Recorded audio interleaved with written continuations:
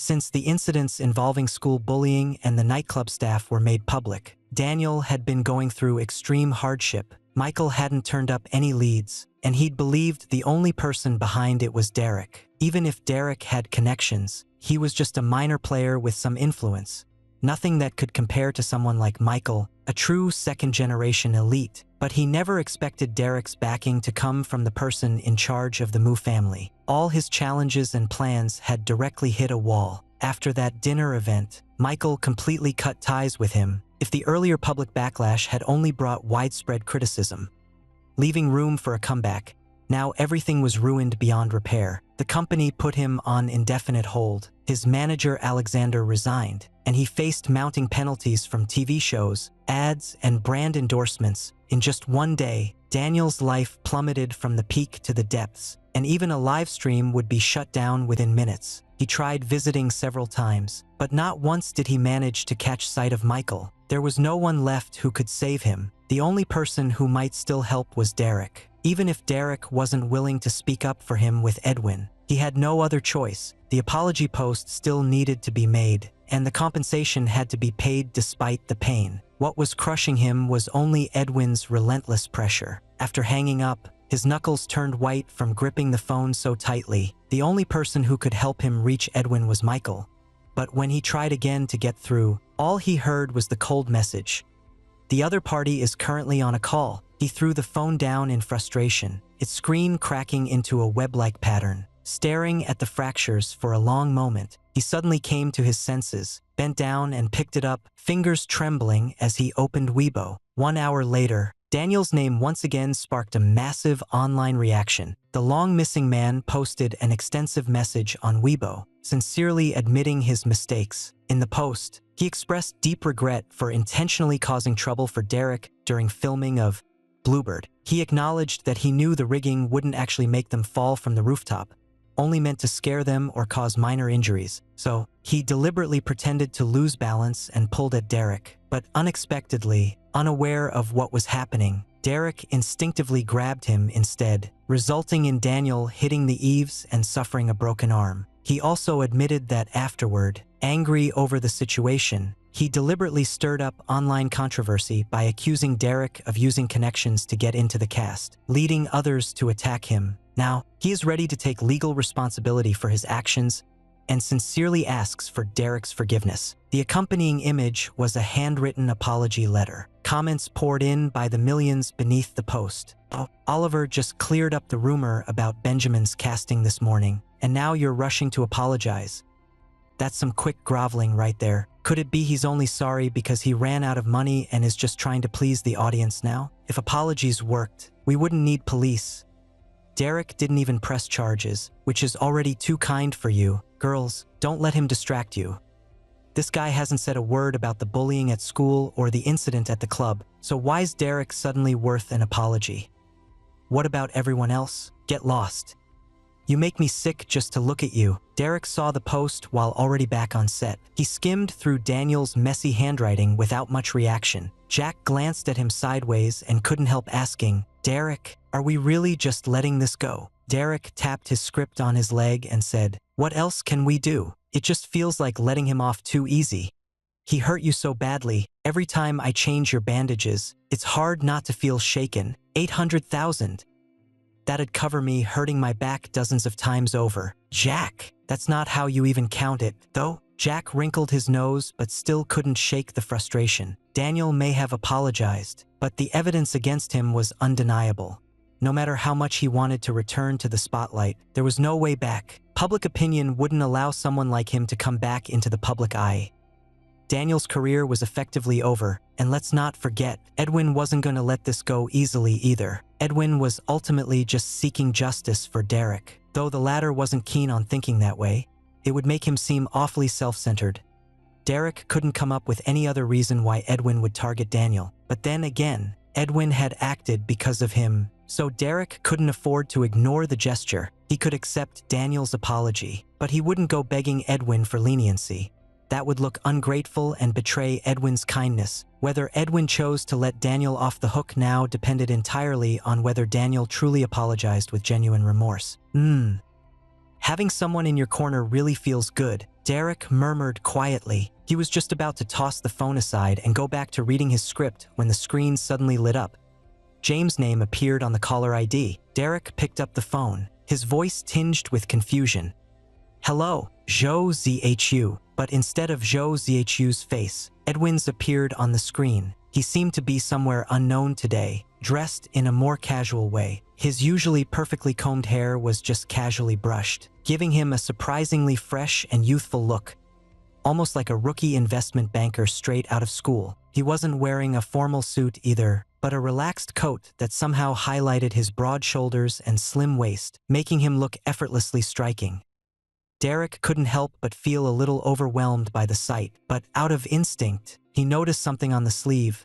The cuff looked familiar. The green jade glowed softly under sunlight, shimmering like a clear emerald lake. "Ah!" Derek rubbed his nose unconsciously and said with a small smile, "I knew it would look great on you." Edwin seemed surprised by the unexpected opening line, his lips twitching into a quiet smile. He glanced down at the cuff, and for once, his expression softened. His fingers gently traced the jade on the cuff, slow and deliberate, as if playing with something delicate. Derek felt a strange unease he couldn't quite place, yet his gaze stayed fixed on Edwin's fingertip, sparking a faint warmth in his cheeks. "You have decent taste in this kind of thing," Edwin said calmly and smoothly. Derek was taken aback by the compliment, then turned around and gave a faint smirk. "I didn't think Edwin would remember the gift I gave you. Figured it'd end up in cold storage." That comment sounded so off. It just made it feel like he was hinting that Derek's taste wasn't all that great in other areas. Edwin looked up at him, his gaze strangely deep. "You were the one who decided on your own that I liked it." Derek forced a dry chuckle and changed the subject. "Why'd you use James's phone to call me all of a sudden? Is there something wrong?" Edwin leaned back in his chair, tilting his head toward a potted green vine on the windowsill. Behind him stood a shelf in warm cream tones, its many book spines catching the sunlight and shimmering faintly, their titles obscured. Derek couldn't tell whether he was at home or in an office. It didn't quite feel like either place. "Nothing much," Edwin said softly. "Just came across something interesting." Derek thought he might be referring to Daniel's apology, but the tone suggested it wasn't just that. Derek paused for a moment, then couldn't help but ask, "What did you see?" Edwin turned toward the camera and let out a soft laugh, his usually calm and composed eyes now carrying a hint of amusement. "I'd rather not say." He really wanted to hang up, but he still needed Edwin to send the payment next month. Derek couldn't quite figure out why he was holding his phone just to waste time like this, besides that one roommate from back when he first started dating, who used to spend hours on video calls with his girlfriend, staring at each other silently and grinning like fools. Derek had never seen anyone do something so silly. Now he was one of them. Luckily, Edwin didn't plan to keep him hanging for long. He'd seen Daniel's apology. He said, "Do you want to forgive him?" Derek lowered his head, thinking for a moment, though he already knew his answer deep down. He deliberately paused before saying with careful hesitation, "Whether I forgive him doesn't really matter to him. What matters more is whether Edwin forgives him." But when Edwin spoke up again, the question was tossed right back. "Do you want me to forgive him?" Derek lifted his eyelids slightly, suddenly meeting Edwin's teasing gaze. "I actually..." He paused, then couldn't help but admit the truth. "I'd rather you didn't forgive him." Upon hearing that, Edwin's eyes flickered faintly. Derek couldn't quite describe what he felt. Only that something seemed hidden in Edwin's eyes, like currents moving beneath the surface of water. It made him feel breathless, as if he wanted to look away from the weight of it, yet couldn't help but stare a little longer. Then Edwin looked up toward the person in front of him and said, "James, tell them I don't want to see them." Derek suddenly realized the kind of decision he'd just pushed James into, but when meeting Edwin's dark, unyielding gaze, he couldn't bring himself to take it back. Fine, Daniel got himself into this mess. Why should Derek have to worry about it here? Yet, in that moment, he oddly felt like a scheming court favorite who'd swayed the king. After giving instructions to James, Edwin turned his gaze away again. A short while later, he shifted tone and quietly asked, "How much longer do you need for this project?" Derek counted on his fingers, muttering, "2 more scenes with the Phantom Demon, then Owen's part. Benjamin should be done soon. Just a few shots left in Longqing Town. plus the fall of Xie Mansion and saying goodbye to Lucas afterward. Why does it keep adding up? He didn't even plan on shooting for more than a month. Did he? Edwin couldn't help but smile at the anxious, overwhelmed look Derek wore. When are the Phantom Demon scenes scheduled?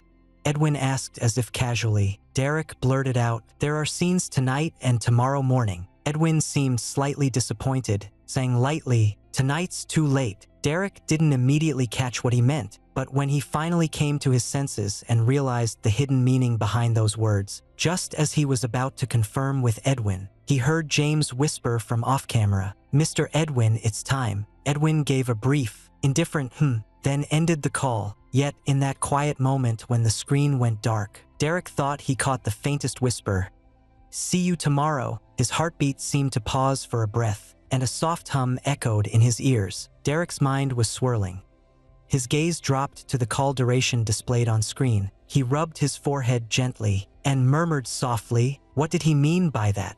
As James left, he politely closed the door behind him. A brief shift in air pressure drew the pale gold sheer curtains slightly toward the window gap, lifting them into a soft curve before gently settling back down. Faint sunlight streamed through, casting beams that landed on the woolen carpet laid over the wooden floor. The room's main colors were soft beige and gray, enhanced by scattered dark green plants, creating a naturally warm and inviting atmosphere. Edwin glanced toward the goldfish swimming in the glass tank on the table. He casually adjusted his cuff with a light flick of his hand. The emerald cufflinks glinted coolly under the sunlight, perfectly complementing the amber tone of his eyes. The wheelchair came to rest before the semicircular leather sofa, with 2 cups of coffee placed on the marble side table ahead. Edwin leaned back in his chair, his long fingers tapping lightly against the armrest as outdoor greenery swayed gently in the breeze and reflections flickered across the glass behind him. A woman in a beige suit emerged from the inner room. As her gaze met Edwin's, a calm yet reserved smile appeared on her face. Edwin, she said softly as she took a seat on the armchair across from him. It's been a while. I noticed your appointment was quite urgent. Was there something specific you wanted to discuss? Edwin lifted his eyelids slightly, his expression calm and composed. Though he still appeared aloof and refined, Sophia quickly noticed a faint trace of weariness and curiosity flashing in his eyes, and interest. She rarely saw such a look on Edwin. I scheduled this time because it's the only one you have, Sophia, Edwin said calmly. Sophia gave a soft laugh, her pen spinning slowly between her fingers as she spoke in a steady tone. That's why I always welcome our chats. You never pressure me or put me in tough spots. Something truly rare. Edwin raised an eyebrow slightly, seeming surprised by the remark. Still, Sophia added at just the right moment, her tone carrying a hint of playful teasing. That's exactly why every conversation with you demands my full attention. So I don't miss anything worth exploring. Edwin didn't speak right away. He withdrew his fingers from the armrest and folded them neatly on his lap. His body seemed to relax all at once, bathed in a soft golden light that gently glowed around him, as if every ounce of reserve had melted away in an instant. Well then, I suppose I'd better be on my best behavior today, Edwin said with mild indifference. Your current state has really caught my attention, Sophia replied calmly, gently pushing the coffee cup closer to Edwin. What story are you planning to share with me today? Edwin looked down at the coffee, his expression rippling like the liquid within. Fleeting and restless, yet quickly settling into stillness. He reached out and hooked a finger around the cup's handle, pausing briefly before not lifting it. His gaze passed over Sophia's shoulder and settled on the abstract painting behind her, as if silently recalling something from long ago. I stood up, Edwin said quietly, his voice slow and laced with a hint of amusement. While I was sleepwalking, Sophia's fingertips glided across the notebook page, as if absorbing what he'd said, yet her expression remained completely composed. Have you had experiences like this before? She asked. I don't know, Edwin said. It might have happened, or it might not. James couldn't be with him every single moment, so this kind of thing may have occurred countless times in his dreams, unnoticed and unchallenged, which is why Edwin never realized it. Is sleepwalking something where you clearly remember what happened in your dreams, or do you only know about it through someone else's account? Edwin gave a slight twitch of his lips, barely noticeable. a faint hint of a smile that vanished almost instantly into the calm of her expression. He lifted the coffee cup to his mouth, took a quiet sip, then set it back on the table. His hands returned silently to his lap, fingertips touching gently. "I don't remember what I do during sleepwalking," he said in a soft, quiet voice. "Someone else told me about it." Sophia's eyebrows flickered slightly. She closed the notebook beside her, leaned forward, and fixed her gaze intently on Edwin, trying to read more from his expression than words had revealed. "Someone else?"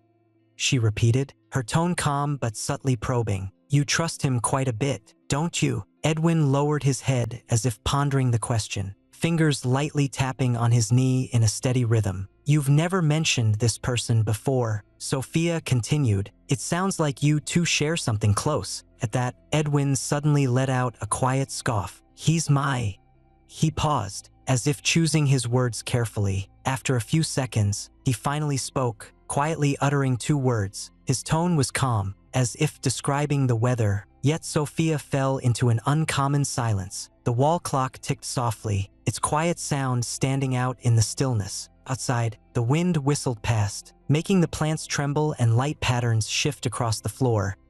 No one paid attention. Edwin's gaze returned to the goldfish in the glass tank, where ripples danced under the shimmering water. The elegant tail flicked out smooth rings of light, and under the shifting sunlight, tiny golden sparkles glowed like floating foil. "He's quite unique." Sophia let out a soft breath and said lightly, "Would you be willing to talk with me about this special person?" Derek pressed his fingers against his temples, his mind swirling with chaotic thoughts. He'd barely managed to push that vague, "see you tomorrow," out of his head the night before. But as he sat in the makeup room this morning, the thought suddenly popped up again. It wasn't true that he didn't care. Yet no matter how hard he tried to figure it out, he couldn't come up with any answers. Edwin was someone deeply complex and hard to read. Saying, "see you tomorrow," might not mean anything literal at all. It could just be a casual joke, or simply a sudden whim to check on the progress of an investment project. To be so deeply affected by just 3 words was embarrassing.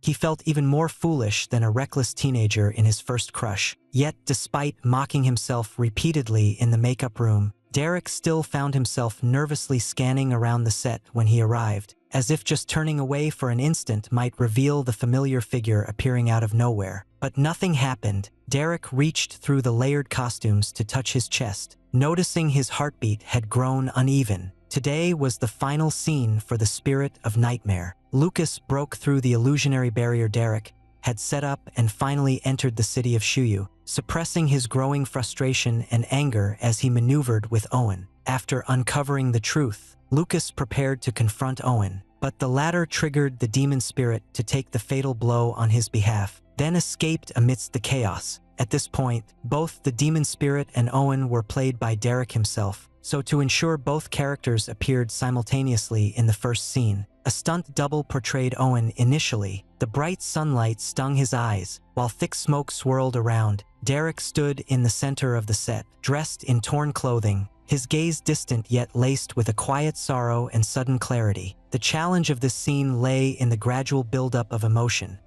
conveying pain, anger, despair, and finally relief within just 5 short minutes. After Oliver called action, Derek let go of his turbulent thoughts and quickly slipped into character. The camera slowly zoomed in as Derek stood amid the smoky ruins, his eyes filled with deep anguish. Under the harsh sunlight, they looked especially intense. His mask lay on the ground, and his tattered robe fluttered in the wind. His breathing was loud and steady in the silence of the set. Lucas's long face still had streaks of blood across it. A faint morning light painted the blade with a shimmering golden glow. He lowered his eyes, his brow furrowed tightly as if struggling to keep control. "Disgraceful coward." The actor playing Owen staggered backward, hand pressed to his chest, yet a sly smile lingered on his lips. He didn't reply, only letting his gaze drift over the fallen figure of the nightmare spirit. Blood spilled from Derek's mouth in thick waves as he collapsed onto the ground in a strange, rigid position. Crimson streams poured from his chest, staining his already vibrant red robe even more intensely. His body trembled faintly, yet his eyes remained locked on Owen with deep, burning resentment. "Just a tool,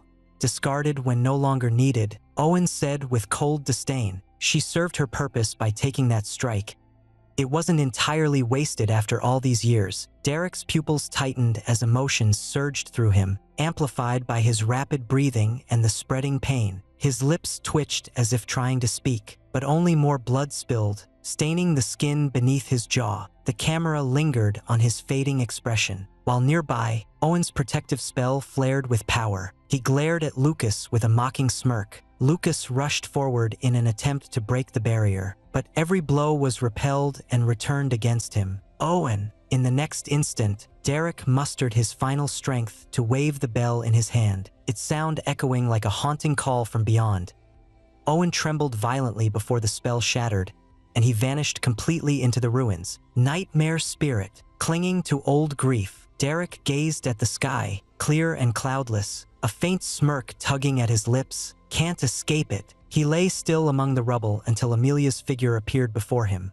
Only then did he slowly close his eyes, as if all pain and anger had faded away, leaving behind only endless emptiness and darkness. Amelia glanced coldly at his face, then turned toward Lucas's fading silhouette as he traced magical symbols, murmuring softly, "It won't be long now, Benjamin." The scene froze in silence. The moment Oliver called "cut," everyone on set fell completely silent. Derek was sitting on the ground, catching his breath, with a faint salty taste in his mouth.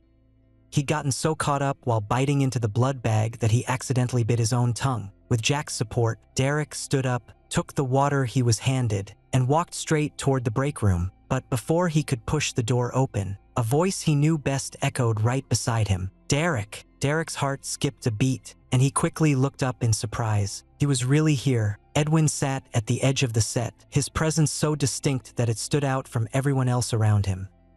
Derek caught his gaze with just one glance. Today he wore another deep brown wool coat, and the emerald on his cufflinks still glimmered with a cool light. But Edwin's lips curled slightly as he said, "That's beautiful." The noise around him faded completely, as if the world had shrunk into a single beam of light, locking Edwin's gaze and that word, "beautiful." Deep in Derek's mind, he could even feel the dryness in his throat as it moved, like someone who'd never tasted strong alcohol suddenly drinking a powerful whiskey.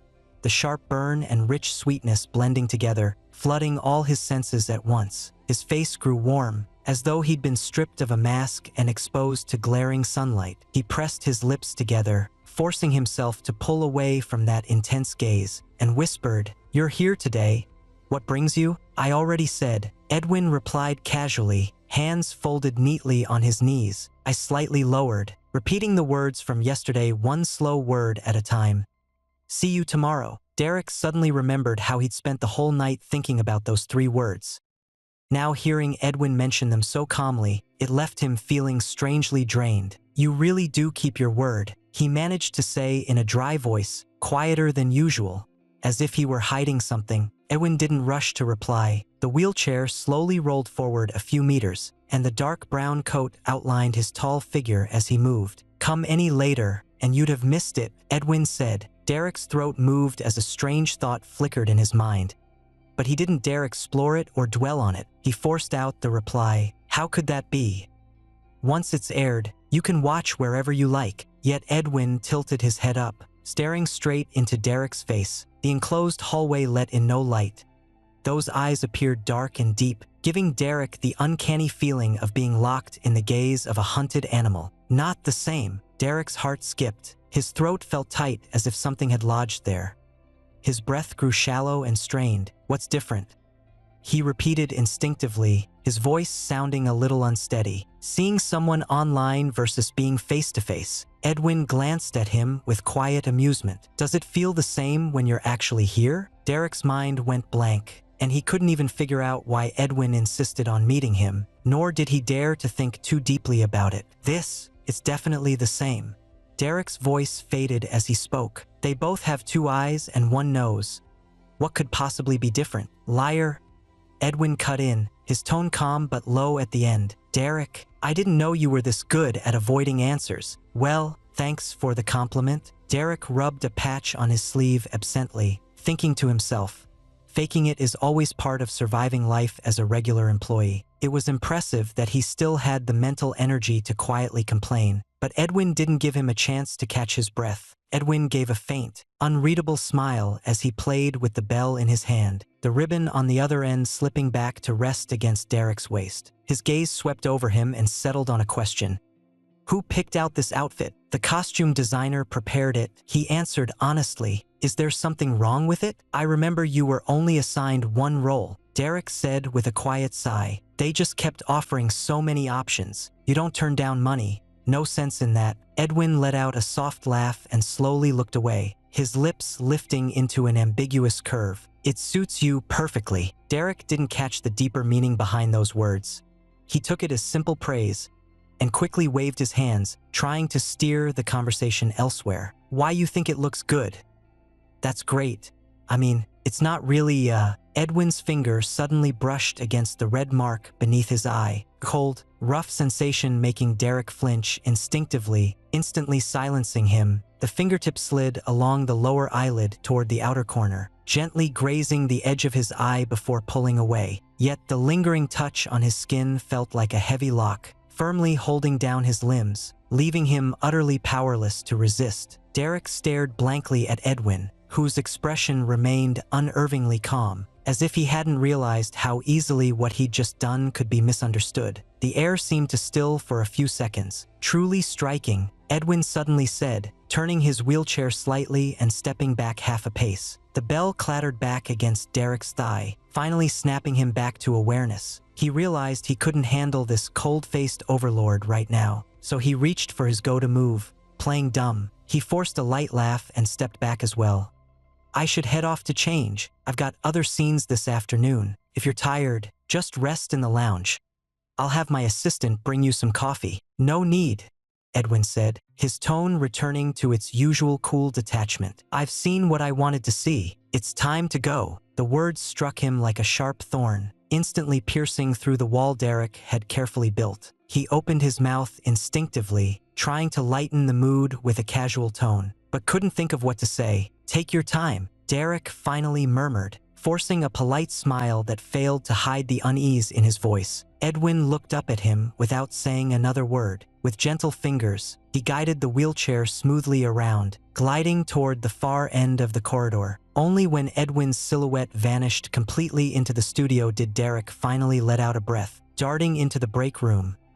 Every jingle from the bell at his waist now sounding hurried and strained. He leaned against the door frame and slowly slid down to sit on the floor, eyes fixed on the bell in his hand.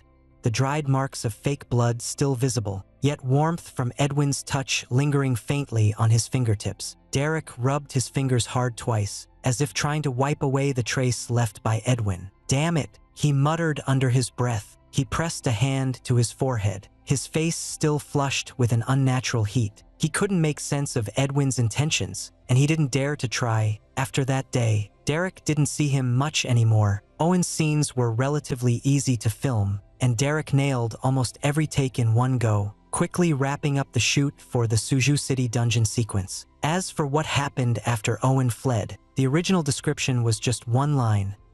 Owen's head rolled to the ground, his eyes still wide open, staring in disbelief at the figure seated on the main throne. And the lunch delivery came through very quickly too. Derek was very pleased with the outcome. Lucas followed the path Owen had taken, tracking him all the way to Tionke Residence. Tionke Residence was the largest aristocratic family in Central Region. The current head, Aiden, was ambitious and sought to unify all immortal sect families. To achieve this, he reversed the Central Region's Great Formation, diverting all spiritual energy into Tiank's territory for cultivation. But the formation went out of control, causing widespread chaos among the region's spiritual energies. 50 years ago, Benjamin and others accidentally discovered the truth behind the spiritual energy collapse. As Benjamin tirelessly pursued the matter through many twists and turns, he had nearly uncovered the entire secret, and even unearthed other hidden wrongdoings by Tionke residents. In a fit of rage, Aiden secretly summoned dangerous creatures to attack the Xie Mansion territory, setting a trap that led to the massacre of its people and the elimination of Benjamin. Benjamin exhausted all his cultivation base to activate the calamity-binding array, shielding the entire city's people from harm. Yet the millennium-old evil manor was devoured entirely by the raging fire. Lucas escaped by a hair's breadth, only to vanish without a trace and drop off the face of the earth, never to be seen again until the very start of the story. As he died, Benjamin passed on the truth to his 4 closest friends. At the time, Amelia, who was still in seclusion, refused to heed her mentor's warnings and tried to leave Tianji Pavilion by force, only to be stopped by Henry and Asher. The innocent young scholar came up with a plan that left everyone utterly stunned. Tianke Residence's power was immense. By themselves, they were like insects trying to shake a tree. Even if they spoke the truth, few would believe them. Instead, they should weave a much larger web, drawing everyone's attention and gradually guiding it toward the Luo family, while also removing their supporters in the process. So Amelia retreated into seclusion to advance toward the cultivation apex. Henry shifted his focus to cultivation arts in search of a way to repair the Central Plains Grand Array. Asher took over his father's position as director of rites and gathered support from other prominent families, earning unmatched prestige and influence. Liam, meanwhile, emerged victorious from the struggles within the Yen family and became a favored guest of Aiden. Their plan began in Insan City, home to the Xie family, but Amelia never expected that on the day their plan unfolded, she would encounter Lucas, long thought lost. The once vibrant and spirited youth who used to follow them with boundless energy now seemed lifeless, his dark, unnatural aura impossible to conceal. Amelia didn't know where he had been or what he had endured over the years, but she knew that if Benjamin were aware of this,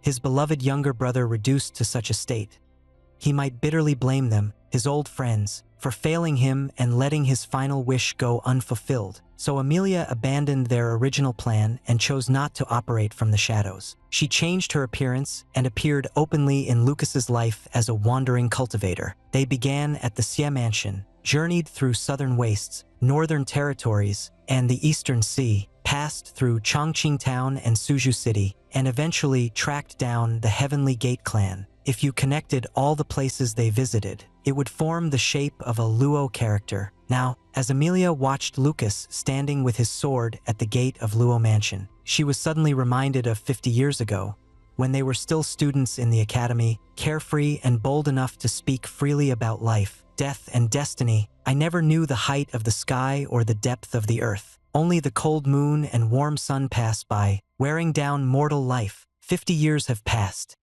Now it's time to end it all. In one swift flash of light, Lucas's sword reduced the golden pavilions and jade towers of Tianke Mansion to rubble. Aiden fell into a pool of blood, and with his death, the once unrivaled first family of Zhongzhou collapsed completely. The remaining members of the Luo family either perished at the hands of disciples sent by other powerful houses to suppress evil, or fled during the chaos. Lucas silently watched the scene unfold.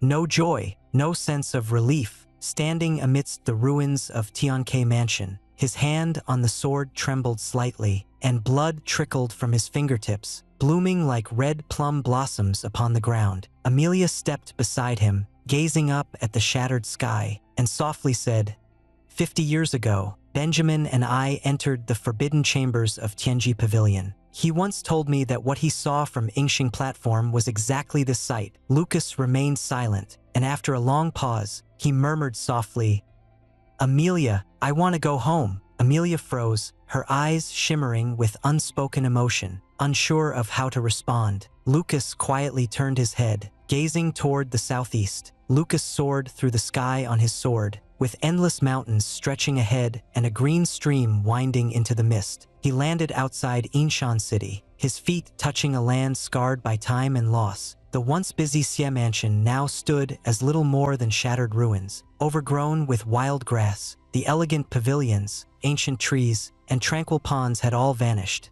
consumed by fire and buried beneath the passage of time, leaving only blackened soil where grandeur once flourished. A gust blew through the corridor, whispering mournfully, but the bright, chattering ring of the old courtyard bells could no longer be heard. Lucas walked along the corridor toward the back garden.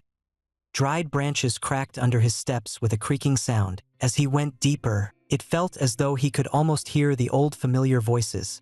Endless lectures from clan elders, gentle words of advice from his older brother, and the pure laughter of children from long ago. Felt like the past was just yesterday, yet everything had already drifted far beyond reach. Benjamin's sword, forged for him, stood planted in the earth. In the long silence, only the wind could be heard. Lucas rested his head against a charred and withered tree, faintly recalling when he was young and first began training in swordsmanship. How Benjamin had guided him beneath the trees. Messages kept arriving from Benjamin's friends. Among them, Amelia and Asher were the ones he disliked most, always trying to call Benjamin away and complaining that he was a burden. Lucas couldn't help but lift the corners of his mouth, offering a quiet smile. He closed his eyes, longing to drift into a dream that spanned lifetimes. In the dream, tea would still carry its familiar fragrance. Children would play in the courtyard. The chimes would ring gently with summer breezes. He'd see his older brother Benjamin stepping into morning light, smiling as he handed him a freshly brewed pot of tea, its steam rising like memory, letting him return to those carefree, unrestrained days of youth. Lucas, go through the second form of Frost Return Sword again, Benjamin said, propping his head up with one hand while casually tapping the rim of his teacup. A drop of tea flew from his fingertip and landed perfectly on Lucas's knee. Keep your stance steady. Don't rush. Lucas spun around, glancing at the damp spot on his leg with a pout. Just talk. It's not like you need to act out your words. If Amelia saw this, she'd be sure to tease me again. Sunlight touched his young face, making his eyes bright and clear, so that even his grumpy complaint seemed utterly innocent. Just then, a gentle voice came from the corridor. Lucas, still slacking off with your sword practice. Lucas startled at the sound and saw the elegantly dressed woman holding a basket of freshly picked plums, smiling warmly at him from under the corridor. Mom! I wasn't slacking. Lucas called out quickly, then couldn't help muttering, it's Benjamin. He keeps splashing tea on me. Nonsense. Benjamin shook his head and stood up, placing the teacup back on the table. You're just distracted. Don't blame it on me. The woman smiled faintly and glanced toward the shadowy corner beyond the eaves of the corridor. Luca, your son's blaming his brother again for bullying him. Lucas fell silent at once. Following his mother's gaze, he saw the man holding an old martial arts scroll slowly step out from under the corridor, exuding a calm but authoritative presence, yet with a subtle warmth barely visible beneath. Lucas spoke, his voice steady like a temple bell. With skills like yours, you'll likely be outmatched in next year's academy entrance trial. Spilling my reputation. Now hurry and practice twice more. Otherwise, I won't leave a single bite of your mother's special osmanthus glutinous rice cake for lunch. I don't care at all. Lucas snapped, turning away and swinging his sword twice in frustration. Yet halfway through, he couldn't help glancing sideways at his mother. Is there really osmanthus rice pudding? Of course, the woman giggled behind her hand. But if you don't practice well, don't expect me or your father to let you sit at the table. He'll probably have to wait till next month just to get a bite. Benjamin added with a playful grin. Back then, the sky was wide and open. Birds could fly free. Fish could leap without fear. Lucas never had to face storms or danger because the Xie family and his elder brother would shield him completely. But suddenly, the scene before him twisted in a flash. Courtyard images collapsed in fire, everything turning to ash in an instant. His mother's figure vanished into flames, his father's silhouette swallowed by thick smoke. Even the familiar sound of the bronze bell grew distant and unreal. Lucas, don't be afraid. A whisper seemed to drift from nowhere. Benjamin's voice. But it slipped through his fingers before he could hold on. Lucas shot awake, realizing he was still lying beneath the dead tree. The sunset bled crimson across the sky. The ruined Xie mansion swayed faintly in the breeze. He pressed a hand to his forehead, eyes red-rimmed, staring at the tangled tangle of dry branches above, unable for a moment to tell dream from reality. Lucas, a soft voice called from somewhere, and he turned sharply. There sat Benjamin exactly where he'd been in the dream, tilting his head with a faint smile. You've been asleep for ages. I was starting to get bored waiting. Lucas opened his mouth but found his throat too dry to speak. He sat frozen, lips moving silently for a long time before he finally managed to whisper, "Benjamin, how are you still alive?" Staggering to his feet, Lucas reached out cautiously toward his brother's hand, only to find nothing but emptiness. Benjamin glanced down at the fingers that passed through his form and spoke gently. "I'm gone now, Lucas. What you see is just a trace of my spirit left behind." Lucas froze mid-motion, eyes filled with mixed feelings. Resentment, sorrow, and a painful sense of peace. He lowered his hand and sank back onto the ground. "If that's true, why did you let me see you again? You knew I wouldn't accept it." Benjamin watched him quietly, not answering the half-pleading accusation. 5 decades ago, Amelia and I entered the forbidden chamber of Tianji Pavilion in search of a way to mend the Central Realm's great formation. At Yingxing Terrace, I ran through countless scenarios.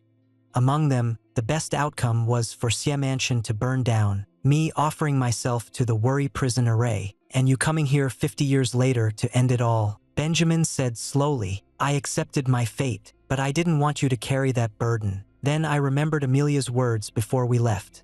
"If one ever learns their destiny, there's no need to fear or worry. So I want to tell you, if you ever come back here one day, don't grieve and don't hold a grudge." Lucas clenched his fists tightly, his knuckles turning white.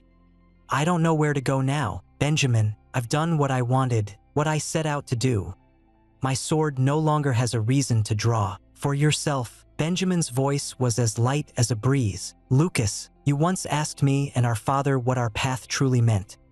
We never answered because I didn't know myself, but in the moment of my death, I finally understood. My path is about understanding the heart." He reached out and gently tapped Lucas's chest. "Protecting home, defending others, ending enemies, cutting down evil, these are parts of the way, but they're not all there is." Lucas stared at his brother, suddenly transported back to his childhood. His small frame stood before Benjamin, gazing up at him as he held his sword, speaking with quiet strength and unwavering clarity. "Move with your heart, act on your will. Where your heart leads, that is where the sword points." The voice from memory merged with the present moment, and Lucas felt a tightness in his chest. He couldn't speak. Benjamin rose slowly and walked toward him, reaching out as if he might once again ruffle Lucas's hair like when they were children. But in the end, his hand passed by like a gentle breeze. He withdrew it with quiet regret, yet his voice remained soft. "Lucas, I'm truly glad to see you today. We've come a long way." Lucas became quite the man, haven't we? "But how did you end up as a practitioner of forbidden arts?" "There's nothing wrong with it. Living by your own will, moving freely. Now no one can tell you what to do anymore." Benjamin turned and slowly faded into the wind, leaving behind only a faint whisper. "Don't be afraid. Keep moving forward." Lucas stood frozen in place, silent for a long while. He clutched the sword planted in the ground until the last trace of spirit had vanished, then slowly lowered himself to his knees, pressing his forehead against the blade as his shoulders shook uncontrollably. The wind howled through broken tiles. The ruined courtyard of Xie Mansion lay silent and empty, like a lone grave. Lucas didn't know how long he'd knelt there, until even the last glow of sunset was swallowed by night, before finally rising and pulling the sword from the earth. The blade still gleamed with cold light, untouched by any stain from battle, just as it had been when Benjamin handed him over all those years ago. He slung the sword across his back and slowly walked out through the main gate of Xie Mansion. The night wind brushed against his robe, stained with blood, yet he felt no chill. In the distance, tiny lights flickered to life in Yingxin City. Suddenly, he remembered a certain late-night evening long ago when he and Benjamin sneaked down from the mountain, bought a few pieces of osmanthus cake at a street stall, sipped some light wine, and spent the whole night listening to music on a small boat by the river. Lucas took a deep breath and stepped toward the bustling Yingxin City. Amidst the fading glow of lanterns, Amelia stood casually in front of a fortune-telling stall, wearing her nomadic-style robe, palms open, hearing his footsteps drawing near. She glanced over with a smile and said to the old fortune-teller, "The person I've been waiting for has arrived. Go on, tell me, will he join me on my journey across the world?" Benjamin reached into his robe and tossed a silver ingot into the old man's hands. "He's not some worm inside my stomach, if you want to know." Why not just ask me directly? Chapter of The Bluebird has wrapped filming, and Derek has officially finished his RO. Derek yawned, a faint shimmer in his eyes. The bright studio lights made his head feel dizzy, and as soon as Oliver called cut, he pulled himself out of character and rushed into the break tent. Jack hadn't even gotten a chance to hand over the water before Derek intercepted him halfway. He took a big gulp, finally feeling like he'd made it through. The crew members began packing up their gear one by one. Oliver received the bouquet from the assistant and walked over with a smile.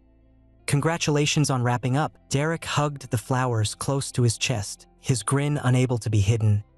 I can finally go home for the day. He was planning to sleep for 3 full days and nights, completely wiped out. But before he could head to the makeup room to take off his heavy costume, he turned around and saw Austin staring at him with red eyes. When Austin noticed Derek's gaze on him, he opened his mouth as if wanting to say something, but couldn't find the words. His expression was a mix of sadness and restraint, carrying hints of Lucas's emotion. Derek immediately realized he hadn't come to terms with it yet. It was only one time each, nothing to be ashamed of. So Derek opened his arms with a gentle smile and said, "Your older brother's about to clock out.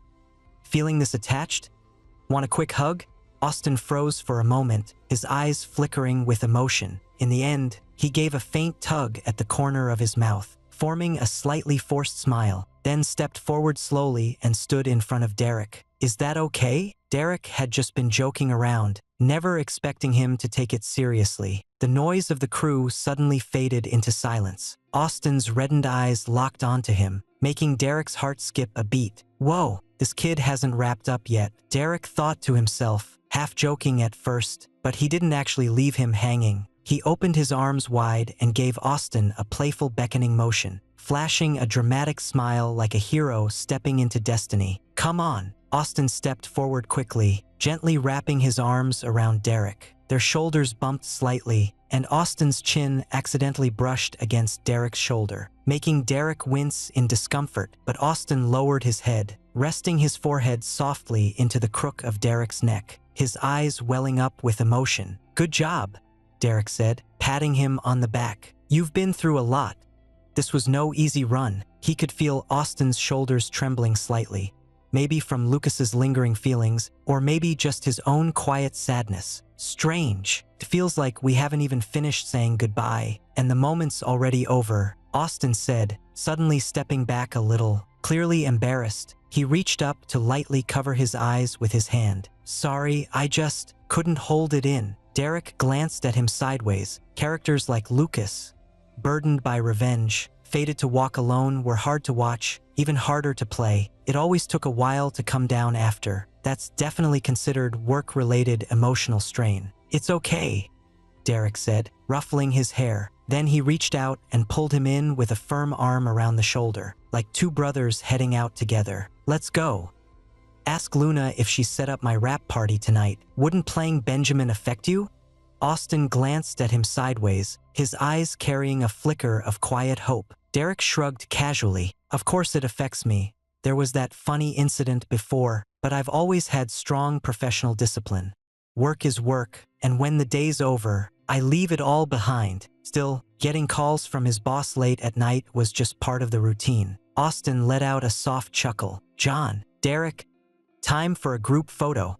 The assistant called from not far away, the photographer already set up and ready. Derek was pulled in the direction of the photographer, forced to turn around and guide Austin toward the shot. That night, the topic of Austin and Derek's long-awaited reconciliation made it to the top of Weibo's trending list. The top post on the thread was shared by a dedicated fan, with an exceptionally clever shot, likely captured from a distant rooftop high above, using a telephoto lens to zoom in on the scene. In the photo, Austin's chin rested gently on Derek's shoulder, his eyes half lowered in an expression of complete trust. Austin wore a deep blue fitted outfit, marked with visible tears from blade force and signs of wear across his body. Meanwhile, Derek stood in flowing moon-white robes with a light yellow sash accentuating his slender waist. The image had moderate resolution and was given a soft filter. The closeness between the two, combined with the twilight sky and warm ambient lighting, created an almost dreamlike atmosphere of fate. At first glance, it truly resembled a movie poster, The comment section quickly filled with fans and online viewers, all discussing the emotional intensity conveyed by the photo. As more comments poured in, many began closely examining Austin's slightly pained expression on screen,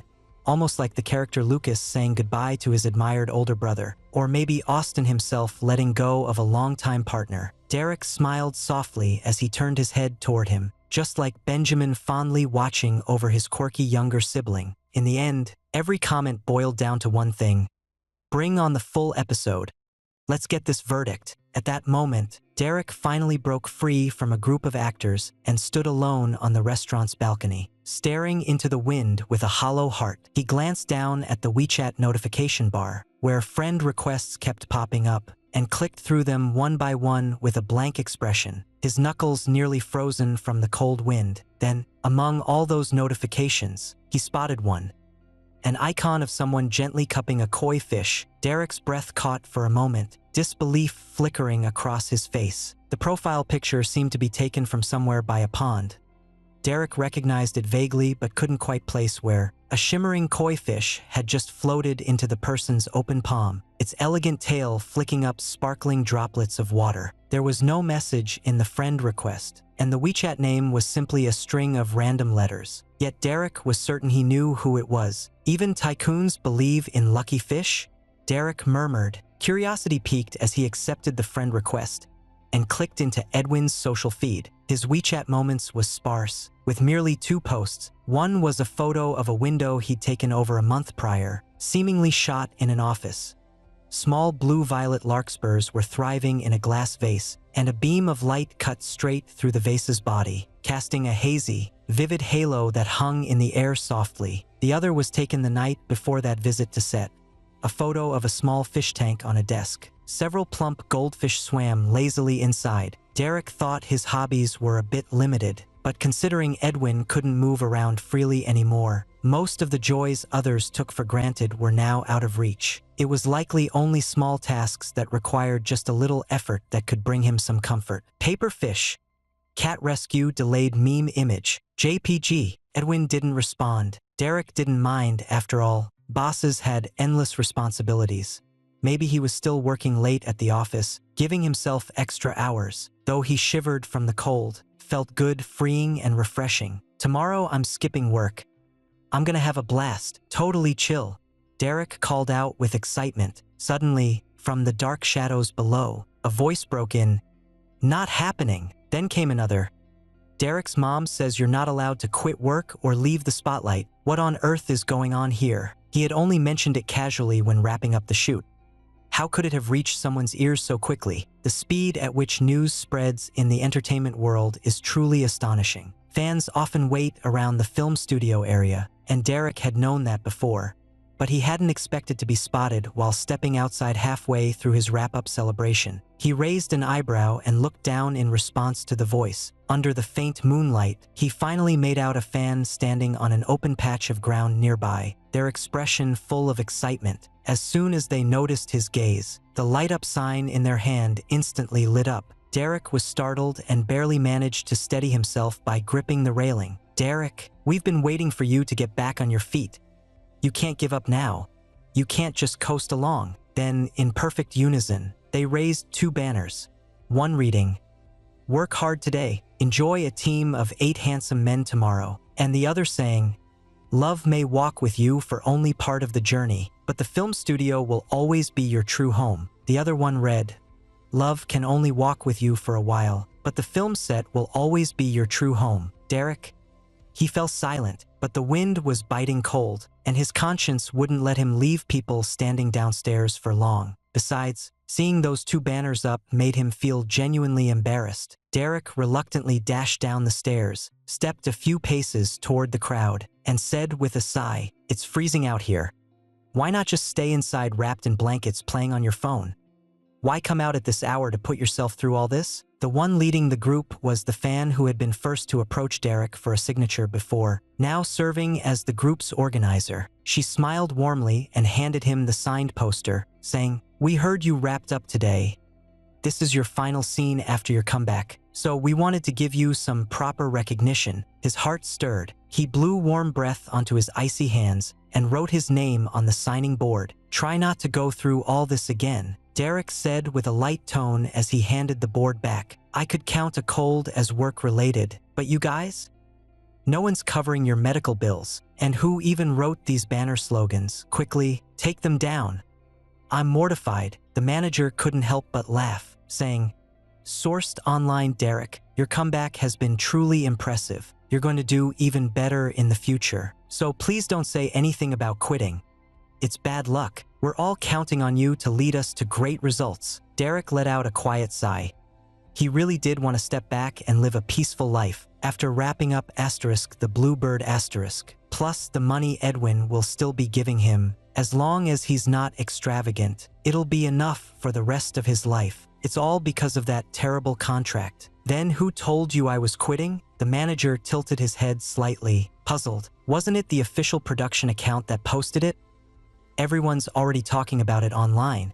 1 hour earlier." Online observers have long grown used to Derek's tendency to stir up major controversy. Back when they first met on Create Youth, it was much the same.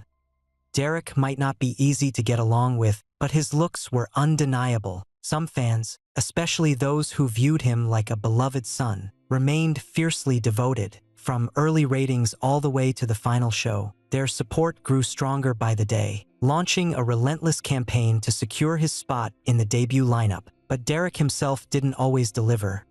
Flirting with mentors during the competition was just minor drama. What really caused trouble was his sudden withdrawal from filming on the night of the debut, sparked by a dispute over the Lin family's true heir. No one could convince him to return. Then came a series of confusing choices in relationships that left many fans puzzled. But those who stuck around were truly committed. Some critics jokingly said Derek must have saved these loyal fans' lives in a past life. Even though some die-hard supporters still remain, their numbers are small. Since then, Derek hasn't made much of an impact.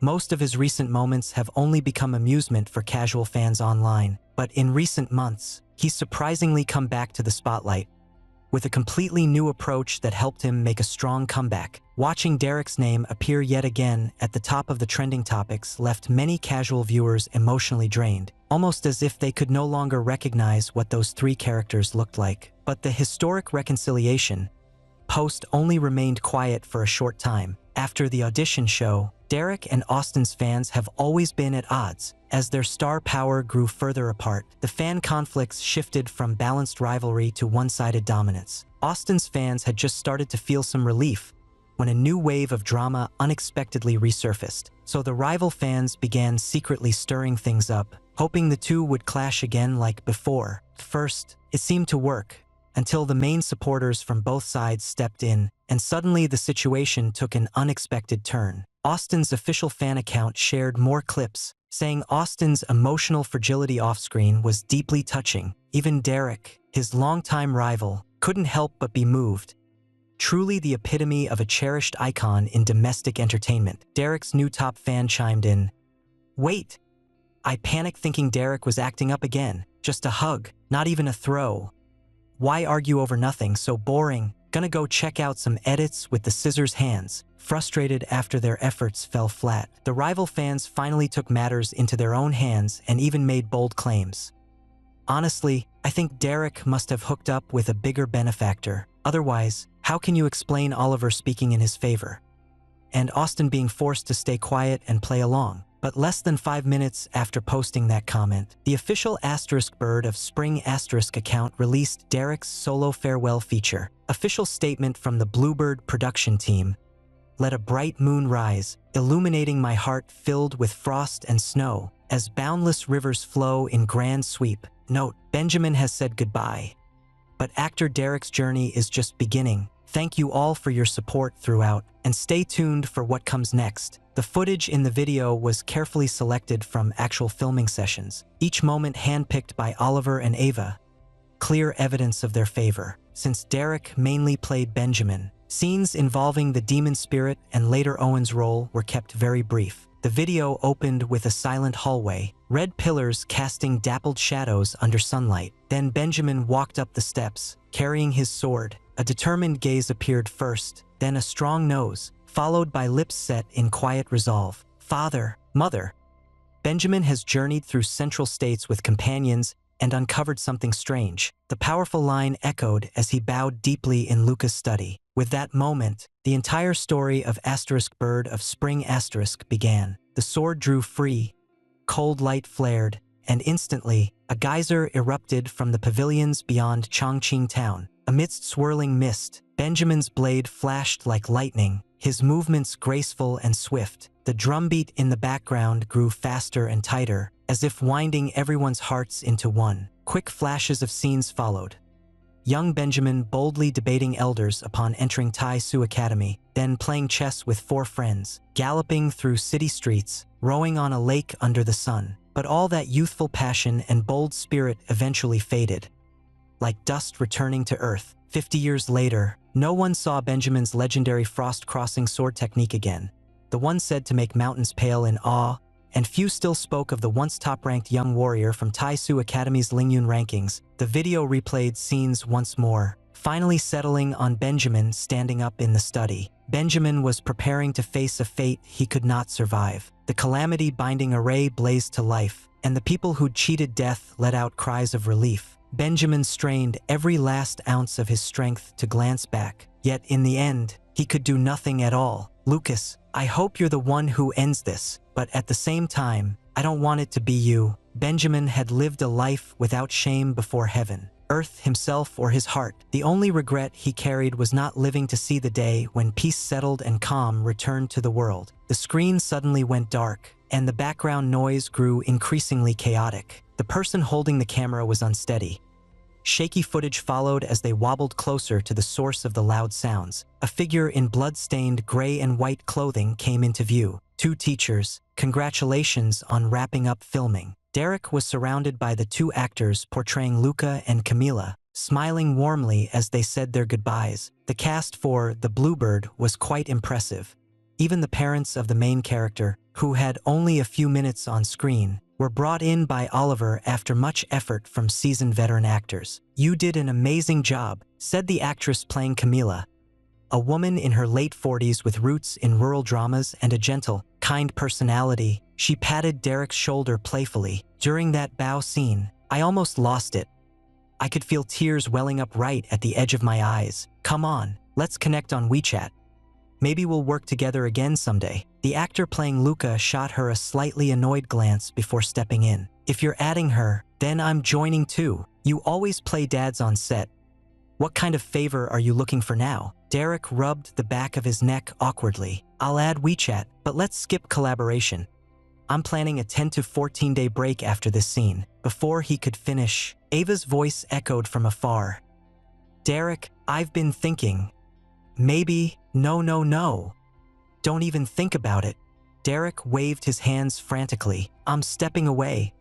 I'll be out of reach. The scene flickered again. At the end of filming, Derek stood shoulder to shoulder with Austin. The fatigue on their faces was softened by the light, yet the spark in their eyes grew brighter. After a quick flash of the camera, Derek happily tossed the bouquet into the air, bowed briefly behind him, and said, "Thanks everyone.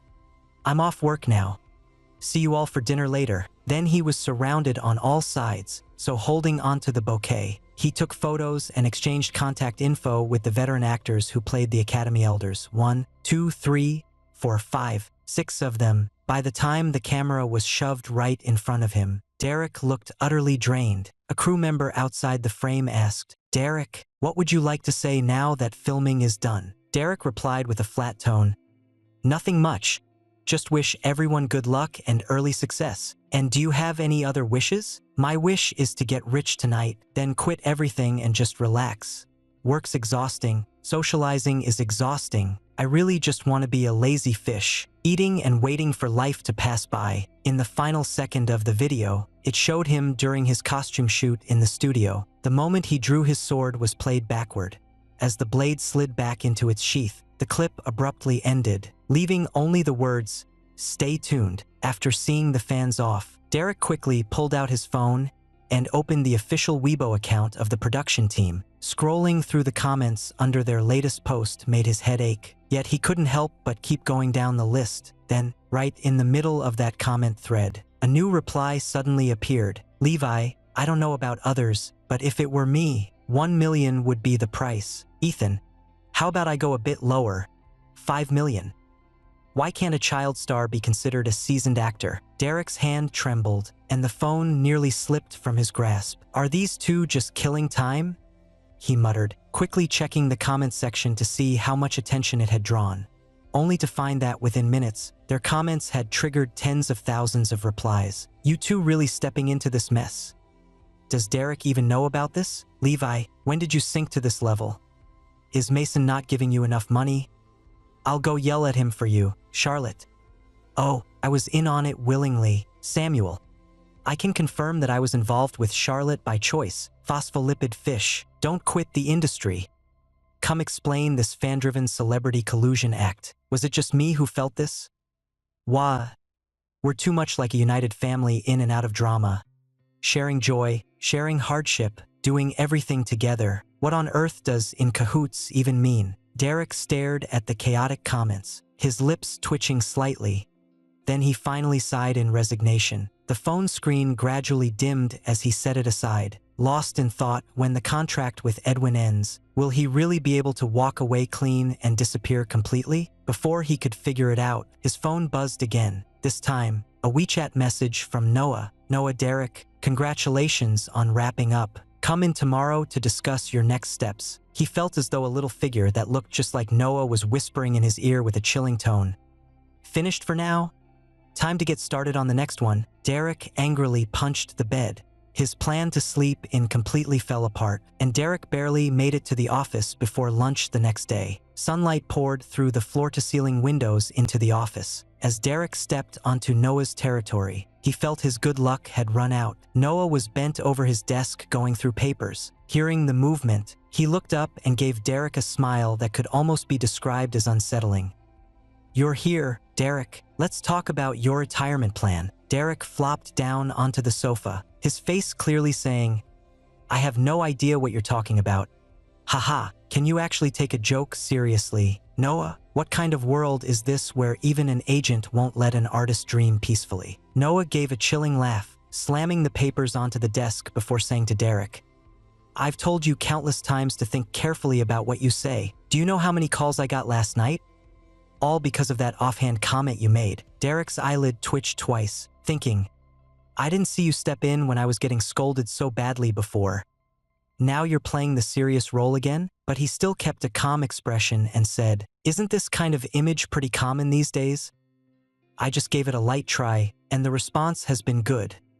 No one's really criticizing me anymore. Plus, after finally finishing that drama series, I really do want to take a short break and reset my mindset. Oh, Noah said, propping his chin up and eyeing him lazily. So you're just taking a short break? How long exactly? Planning to turn down all upcoming brand deals? Or refusing every variety show or acting role? Derek, the public image is finally improving. Opportunities are pouring in. Do you really want to step back right at this crucial moment? What kind of brand deals? What kinds of acting roles? Derek scratched his head, looking completely puzzled. Stop stalling, Noah said firmly. The key in our line of work is to act while momentum's still strong. He then tossed a stack of contracts onto the table. These are all recent offers I've received. Perfect for your current image, brand partnerships, variety shows, scripts. Wait. Derek quickly stood up and pressed down on his hand. Let me take a look first. We can talk about the rest later, but this drama, Noah snorted. You're lucky to even get work these days. Don't act like you're picking and choosing. This is a major historical romance IP with heavy dialogue and complex emotions. We wouldn't have had a shot at it 6 months ago. Derek glanced at him, then hesitantly flipped open the first page of the script. After scanning a few lines, his brow furrowed. Noah, really? Playing a guy who's harsh and emotionally difficult toward the female lead, only to be redeemed in the end. Do you think I haven't dealt with enough criticism already? Got any other options? Noah scoffed, tapping the script cover sharply. Right now, every role depends on Benjamin's popularity. You don't take it, what? Are you planning to stay home and do nothing? Derek thought, well, not entirely out of the question. The character fits your previous image perfectly.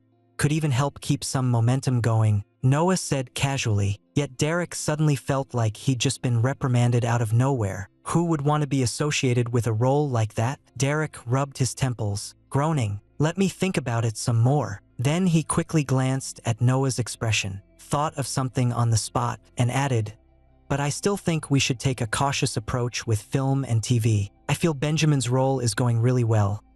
I might even start preparing to step up after it airs. Jumping into this too fast would just hand an advantage to someone else. This project isn't in the same league as Oliver's opportunities. I'm pretty sure it'll be a loss, Derek said nonchalantly, tapping his fingers on the table. Sure enough, Noah's face immediately showed signs of deep thought. Knowing full well how to play the game of tempting a boss with promises, Derek let out a quiet breath. He knew he'd made the right move. Then we'll just hold off on this script for now, Noah said suddenly, his tone calm. You should go home and rest today. Derek quietly felt a sense of satisfaction. But before he could even enjoy the moment, Noah took a deep breath and said, still, no more turning down other appearances. With the Bluebirds still ahead of us, you need to keep your visibility strong. No gaps in activity. Derek's face dropped instantly. He felt completely defeated. All right, that's all for now. I'll organize your schedule and reach out again later, Noah said, looking at him. By the way, unlike some managers, I've never been strict with you. Back when you wanted to take time off, I didn't stop you, but please don't cause any trouble.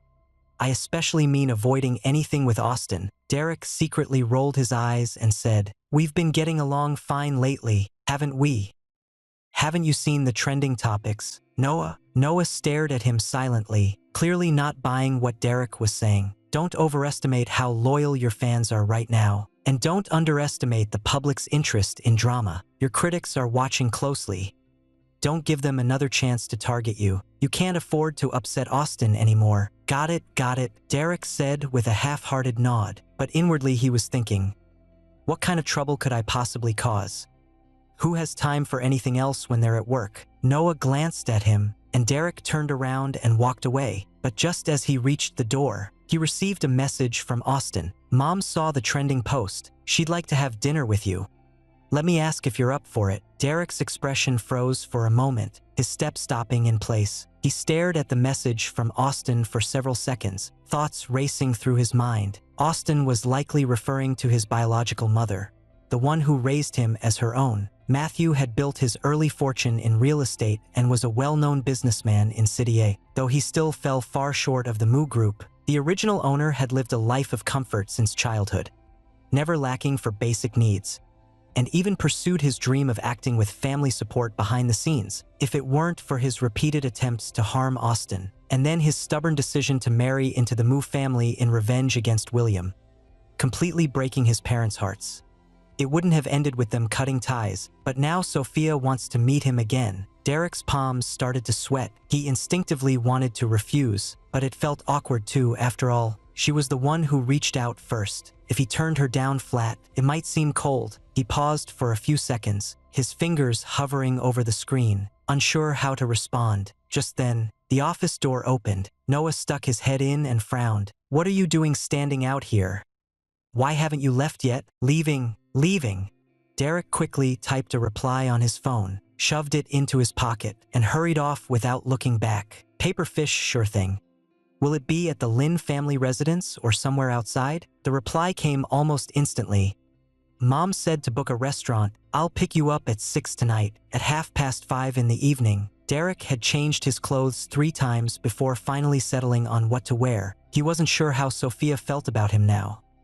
Dressing up too formally seemed exaggerated, but going casual felt disrespectful. After much hesitation, he ended up putting on a sweater, making himself look like a college student who hadn't graduated yet. As he opened Austin's car door, he adjusted his collar and couldn't help but feel nervous inside. Austin glanced at his shivering shoulders and turned up the heat in the car slightly. It's so cold out. Why are you dressed like this? He said gently. Derek gave him a small smile, saying nothing. Inside his mind, though, he thought, that's exactly why I'm wearing so little. Maybe your mom will see me looking this helpless and go easier on me later. Mom, she really has missed you. In the pause between traffic lights, Austin suddenly turned toward him and spoke softly. Back then, Derek would never have dared say something like that in front of someone else. He knew it could be misunderstood as showing off, and he could already picture the exact look or tone with which the other person would respond if he even said the first word. But after spending over a month together, he knew Derek had changed. He wouldn't lash out with harsh words or cruel remarks like before anymore. "She didn't want to tell me earlier. She was afraid I'd get upset or that you might not be willing. But yesterday, after seeing the news online, she suddenly asked if things between us had been getting better lately. That's when I realized she really wanted to meet you." Austin continued. "She thought Dad was still too angry to come, so we're just the three of us tonight. You don't need to feel nervous." Derek smiled. "Thanks for that. By the way, I checked my birth time yesterday. It's over an hour later than yours. Even outside the show, you're still my older brother." Derek chuckled at Austin's subtle tease. "I'd rather not have a troublemaking little brother like Lucas. Would be too much to handle." Austin glanced over at him and smiled in return. "I've always been a good kid." The car pulled up in front of a private dining restaurant. As they got out, Austin reached for a coat from the back seat to lend Derek, but was politely declined. Still, seeing the disappointed look on Austin's face, Derek couldn't resist softening up and extended his hand instead. "Just give it to me. I'll wear it when I get cold later." Austin's expression immediately brightened. Derek suddenly realized his understanding of him might have been off.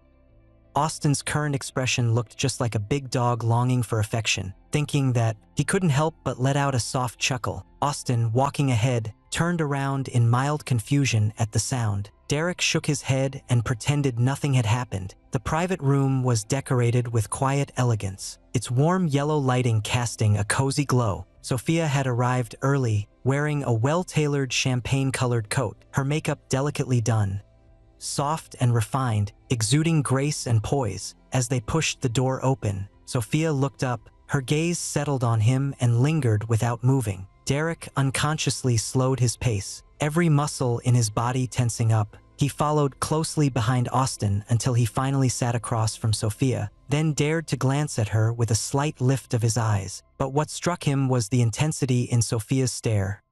Too focused, too deep, there was something complicated and unreadable in her eyes. "Mom, it's been a while." Derek's voice was hoarse. He hesitated before finally managing the words. Sophia's fingers trembled slightly, and the water in her glass swayed gently, reflecting a look of quiet tenderness mixed with deep emotion. After a moment, she pulled at the corner of her mouth with a faint smile, her voice soft but tinged with sadness. "Derek, you've gotten thinner." Mia has been reflecting on things these past few months. Derek wasn't always a well-behaved child. He was rebellious and impulsive, always demanding what he wanted, refusing to settle until his needs were met. But after all, he was their only child. Mia and Mateo had always given in without hesitation, which led him to grow used to relying on their love to get whatever he wanted. When he dropped out of school to enter the entertainment world, they tried to stop him, but couldn't sway his determination. Over time, he became drawn into the glamour of fame, and his behavior grew increasingly reckless. Still, Mia always made excuses. "He's young. He'll make mistakes." It was their own choices that shaped Derek into this person. They believed they could protect him from every storm, only to realize their own son had grown into a strong, towering presence in another family's life. Austin's adoptive parents had passed away. First, they truly hoped both boys could stay within the Lin family. After all, they'd raised Derek for 20 years. How could they possibly let him go? But Derek and Austin's constant clashes and open confrontations shook the household to its core. Tired and overwhelmed, Mia and Mateo even began thinking, almost like a dark whisper, that maybe a child without blood ties really isn't truly trainable, and blamed him for tearing their family apart. Even after countless times reflecting on her own thoughts, Mia couldn't stop herself from feeling this way. In times of hardship, people often unconsciously develop irrational feelings toward those they're close to, especially when compared to Austin's mature and responsible demeanor, making the rebellious, adopted son seem even more unpleasant. Exhausted both physically and emotionally, the Lin family parents finally let go of their built-up frustration and decided to cut ties with Derek. First, when anger was high, their hearts could feel as unyielding as stone, but over time, she couldn't help wondering if her actions had gone too far. That difficult and defiant Derek was shaped by them, They can't claim to have raised him this way only to discard him coldly later with a simple, "I don't like it." But Mateo had spoken too firmly back then, and she knew Derek's nature well. Besides, she still needed to be mindful of Austin's feelings, so she never dared reach out. It wasn't until she saw the trending news about Austin and Derek hugging that she learned, through asking around, how much their relationship had improved during her absence. That's when she finally decided to suggest meeting up. She never expected Derek would agree so readily. "Mom, he's really changed. You can rest easy," Austin said while helping her pick out clothes at home. She had assumed it was just a kind gesture born of Austin's gentle nature, but she never imagined the day when Derek would sit calmly across from her like this. "Derek, you've lost weight," she said, unable to suppress her concern. "Not really, not too bad," Derek said, lowering his head and picking up the teacup on the table as if casually sipping. "Maybe it's just the set meals aren't very tasty." I'd say Austin's face looks a bit thinner too. Austin, who was pouring water, didn't expect him to bring up his own name and said with mild annoyance, "Aren't you always having Jack sneak you extra food?" "Derek, why ruin the moment? And how do you even know I've been getting extra food?" Derek asked, surprised. Austin froze mid-motion, suddenly realizing he'd accidentally let something slip. His neck flushed with embarrassment in an instant. Derek calmly observed him, waiting for a reply, but after fumbling words for a few seconds, Austin simply changed the subject. "Mom, are the dishes ready?" Mia finally stopped scanning between the two of them and spoke softly. "Not yet. I wanted to wait for you both before ordering." "Derek, what would you like?" Derek quickly waved his hands, saying, "I'm fine with anything. Whatever's good works for me." Mia clearly didn't believe him and instinctively smiled at Austin, saying, "You keep saying anywhere, but I remember how picky he used to be.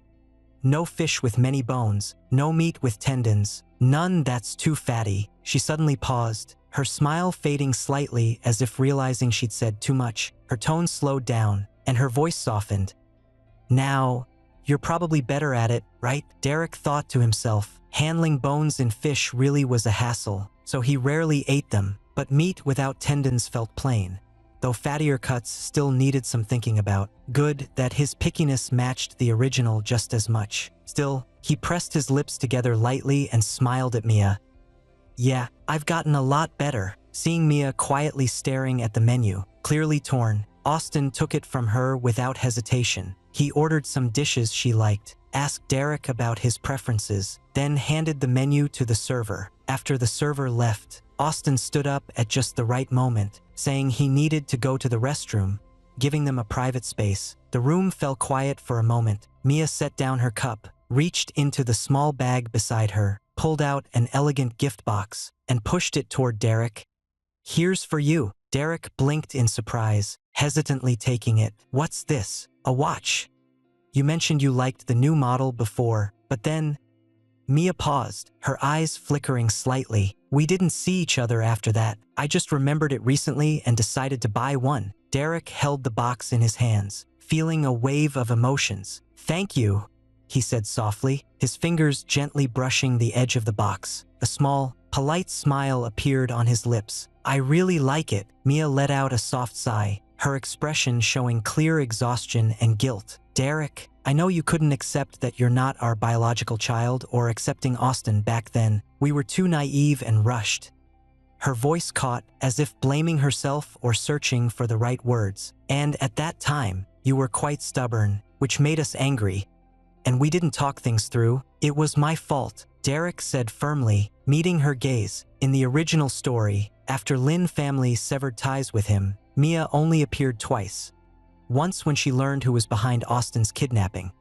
She broke down in tears by his hospital bedside, and again during the trial, when the original version stood in court and she spoke from the audience. "Derek, I truly regret raising you, but it turned out, even after all the mistakes he'd made, they still couldn't let go of this child. After all, he'll have to live with this identity from now on. Maybe solve some old issues and help those who were hurt feel a little better. That's not such a bad thing." Derek said seriously, "I was too impulsive back then. I did a lot of things that disappointed you all. I'm sorry." Mia froze for a moment, clearly surprised he'd take responsibility so openly, her eyes instantly reddening. "It's all in the past. It means a lot that you see it this way, she said, holding back her emotions with quiet warmth. I asked you to come out today just to talk. See how you've been doing lately. Is work tiring? I heard you finished filming a new drama with Austin. Did he look after you? Derek felt a wave of warmth in his chest, pretending casually to rub his eyes. His mind briefly drifting back to the mother who had passed away years ago in his own world. It's going well. I don't have much screen time, so it's not too hectic. I can manage, Austin. He's been really good to me, always helping out. Mia let out a small breath of relief. That's good to hear. After a pause, she asked casually, by the way, how are things with Mr. Edwin now? Hearing her bring up Edwin made Derek hesitate.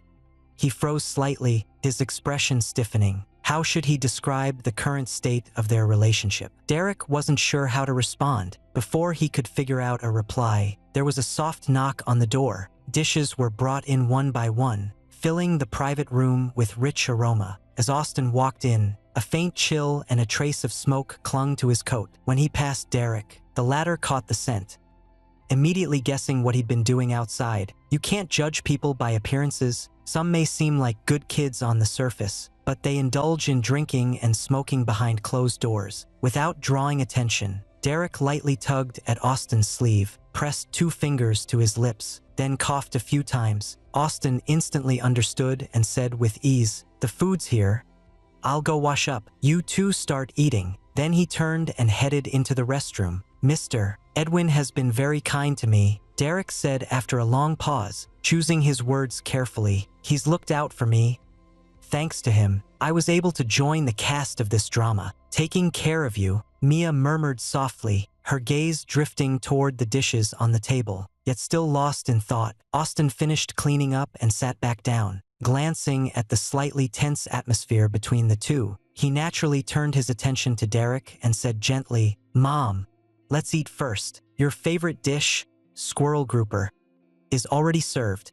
Sure. Mia snapped back to awareness with a faint smile. Her eyes swept over Austin, then shifted to Derek, before suddenly saying, Derek, about Mr. Edwin. Derek tensed up instantly, fearing Mia might press for more details. Luckily, she didn't push further. Instead, she hesitated slightly and said, if he truly treats you well, that's good. It's helpful to have support in your work too. Austin subtly turned his head to glance at Derek, as if wanting to say something but holding back. But Derek didn't notice the look at all. Instead, he let out a relieved breath and casually nudged his chopsticks on the table before boldly scooping up a piece of spare rib into his bowl. Actually quite tasty, Derek said casually, bumping Austin's arm lightly. You should try it. All right, I'll give it a go. Mia looked at the two of them and suddenly felt as if she were witnessing something from another time. She never thought she'd live to see Austin and Derek sitting side by side, with no distance between them, sharing a warmth and harmony that had long been missing,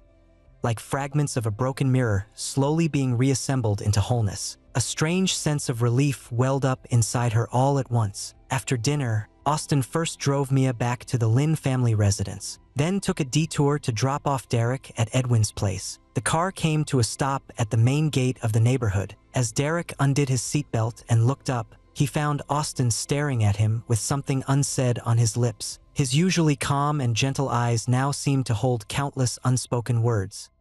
Then suddenly, in that moment, they softened into a faint, flickering glow. What's wrong?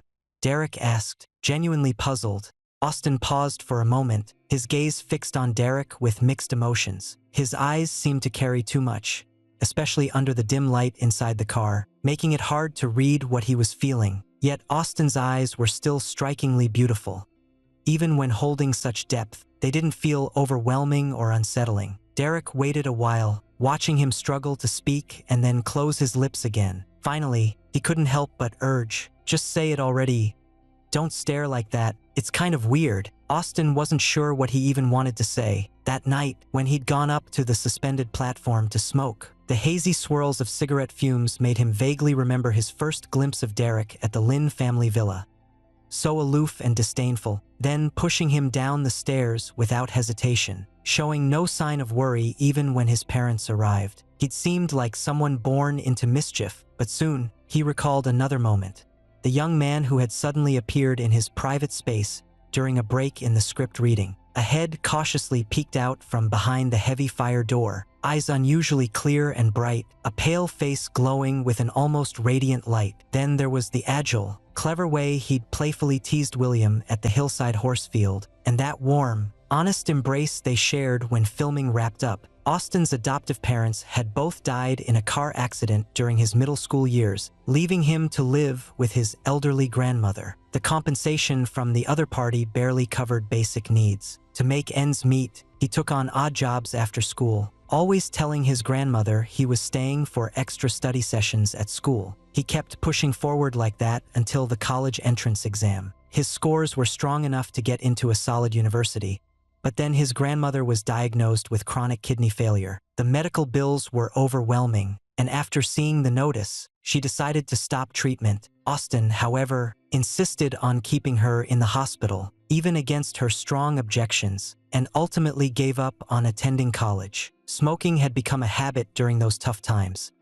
an outlet he could rely on to relieve stress. By the time he realized it was too late to quit, it had already taken hold. After that, he moved from place to place, taking on countless jobs, any work that paid well, no matter how hard or exhausting. Luckily, a video went viral and finally brought him the break he'd been waiting for. He followed the routine, accepting every opportunity handed to him by his agent and attending each singing, dancing, and acting class. He was like the diligent top student common in school.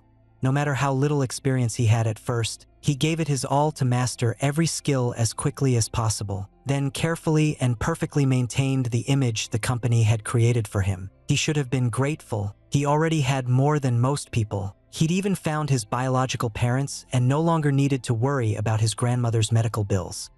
Now he was financially secure, yet, deep down, he still felt a hollow emptiness. Then he met Derek again. He used to envy the Lin family's young master, raised in constant indulgence and free to act on impulse. Now, he admired his vibrant freedom, so much so that even a quiet, weary glance seemed intriguing. On the day Benjamin's behind-the-scenes special was released, Austin had actually wanted to write in the comments just like Charlotte and the others, "I didn't get paid, I did it on my own. No one forced me." But their shared spotlight had already left his agent Emma overwhelmed, so he couldn't risk adding more trouble by acting on impulse again. Seeing Austin remain silent for so long, Derek tilted his head slightly in confusion and decided to open the car door and step out, just to escape this strange mood. When Austin saw him moving to leave, he blurted out urgently, "Are you really doing okay?" But that wasn't really what he wanted to ask. What he truly meant was, "Are you really doing well with Edwin?" He didn't dare to even think about what lay beneath those words. Derek pulled his hand back from the car door, then tilted his lips into a half-smile. His tone carried a careless tease. "Didn't I just update your mom a minute ago? Everything's fine. Eating well, sleeping soundly, someone's looking out for me. Can't be happier." What Austin really wanted to hear wasn't that. He hesitated, unsure of what he was feeling inside. Ever since Derek wrapped up filming, he'd been restless. Today he'd just managed to settle down, but now the tension surged again. Before he could figure out what to say, someone gently tapped on Derek's window twice. Austin looked up.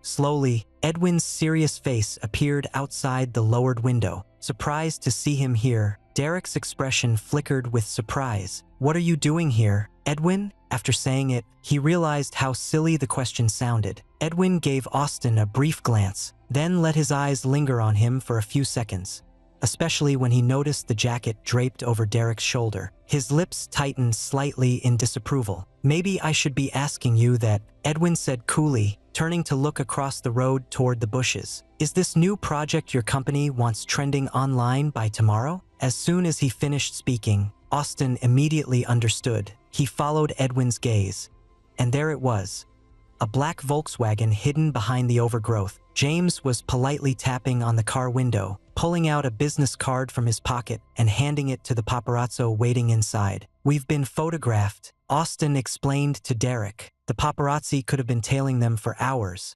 maybe even since they left the restaurant, or earlier. Derek thought about how long they'd spent together at dinner. Given the reporter's talent for spinning stories, there was no doubt they'd craft some dramatic tale, certainly more intense than that time he borrowed Austin's ride home. Too bad he just promised Noah this morning that he wouldn't get involved with Austin again. The irony hit fast. Austin reached for his phone, about to call Emma and explain what happened, but then paused mid-motion, as if something just occurred to him. "Relax," Edwin said. "James will contact your agent once it's handled." He tapped lightly on the window pane with his fingertip. The faint trace of red wine lingered in the air, blending with Edwin's woody cologne. For a moment, Derek felt a distant memory stir. Back on set, when Edwin had brushed against him almost playfully, and his pulse suddenly raced. "Still not getting out?" Edwin watched him calmly. "Or have you already thought up tomorrow's trending topic?" Derek's expression froze for a brief moment, his eyes darting toward Austin before quickly regaining composure with an easy laugh. "I'm not brave enough for that," Derek said, gently taking off his jacket, smoothing it out carefully, folding it neatly, and placing it back on the seat. "Every time I end up in the headlines, something bad follows. My heart's too sensitive to handle all the criticism." Seeing Edwin's wheelchair glide slightly sideways, he finally opened the car door and stepped out. Before closing it, he leaned in close to the window, smiling warmly at Austin.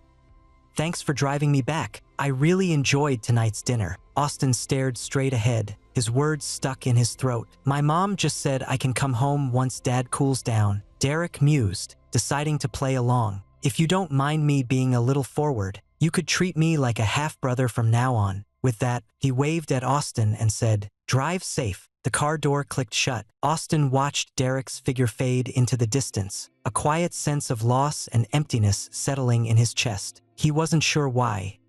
Maybe it was how Derek's gaze had been polite yet distant for that fleeting second, or perhaps because all the unanswered questions he carried still remained without resolution. He let out a soft sigh. Seeing the paparazzi had finally left, he reached into his pocket and pulled out a cigarette. The flame flickered to life in the dim car interior, tiny sparks dancing across the dark space. Smoke curled slowly through the air as he stared blankly at the endless night sky, lost in its haze. "What am I even struggling with?" he whispered quietly, still unable to find any answer. The photos were purchased from the paparazzi, and it's confirmed there are no backups, James reported in a steady tone from the living room. They likely followed Austin's car, including shots of Derek getting into the vehicle outside the restaurant entrance, silhouettes near the private dining area, and pictures of Derek and Mia entering the car as well. James hesitated for a moment, glancing cautiously at Edwin's expression to make sure he wasn't reacting strongly before continuing. The most expensive one was when Austin handed Derek a jacket and another showing the two of them talking inside the car. Derek's eyes flickered, and he quickly leaned forward to get a better look. In the photo loaded onto the tablet, Derek and Austin were positioned very close together. Due to the reflection from the car's interior lighting, Austin's eyes appeared as clear, shimmering pools, soft and full of quiet emotion. If it weren't for Derek being in the frame, it would have looked like the beginning of a heartfelt confession. They originally planned to write about an underground relationship and secretly meeting family, James said, noticing Edwin's expression turning noticeably darker. He quickly fell silent. "Ah!" Derek remained completely unaware, his voice filled with confusion. "So it seems they're not very skilled after all. Whether this would even get attention is another question. But how could anyone believe such a story?" Edwin gave him a flat, unreadable glance. Derek was completely confused. He knelt on the sofa and scooted closer to James, scrolling through the tablet with his fingers. Still, he had to admit the paparazzi's photography skills were impressive.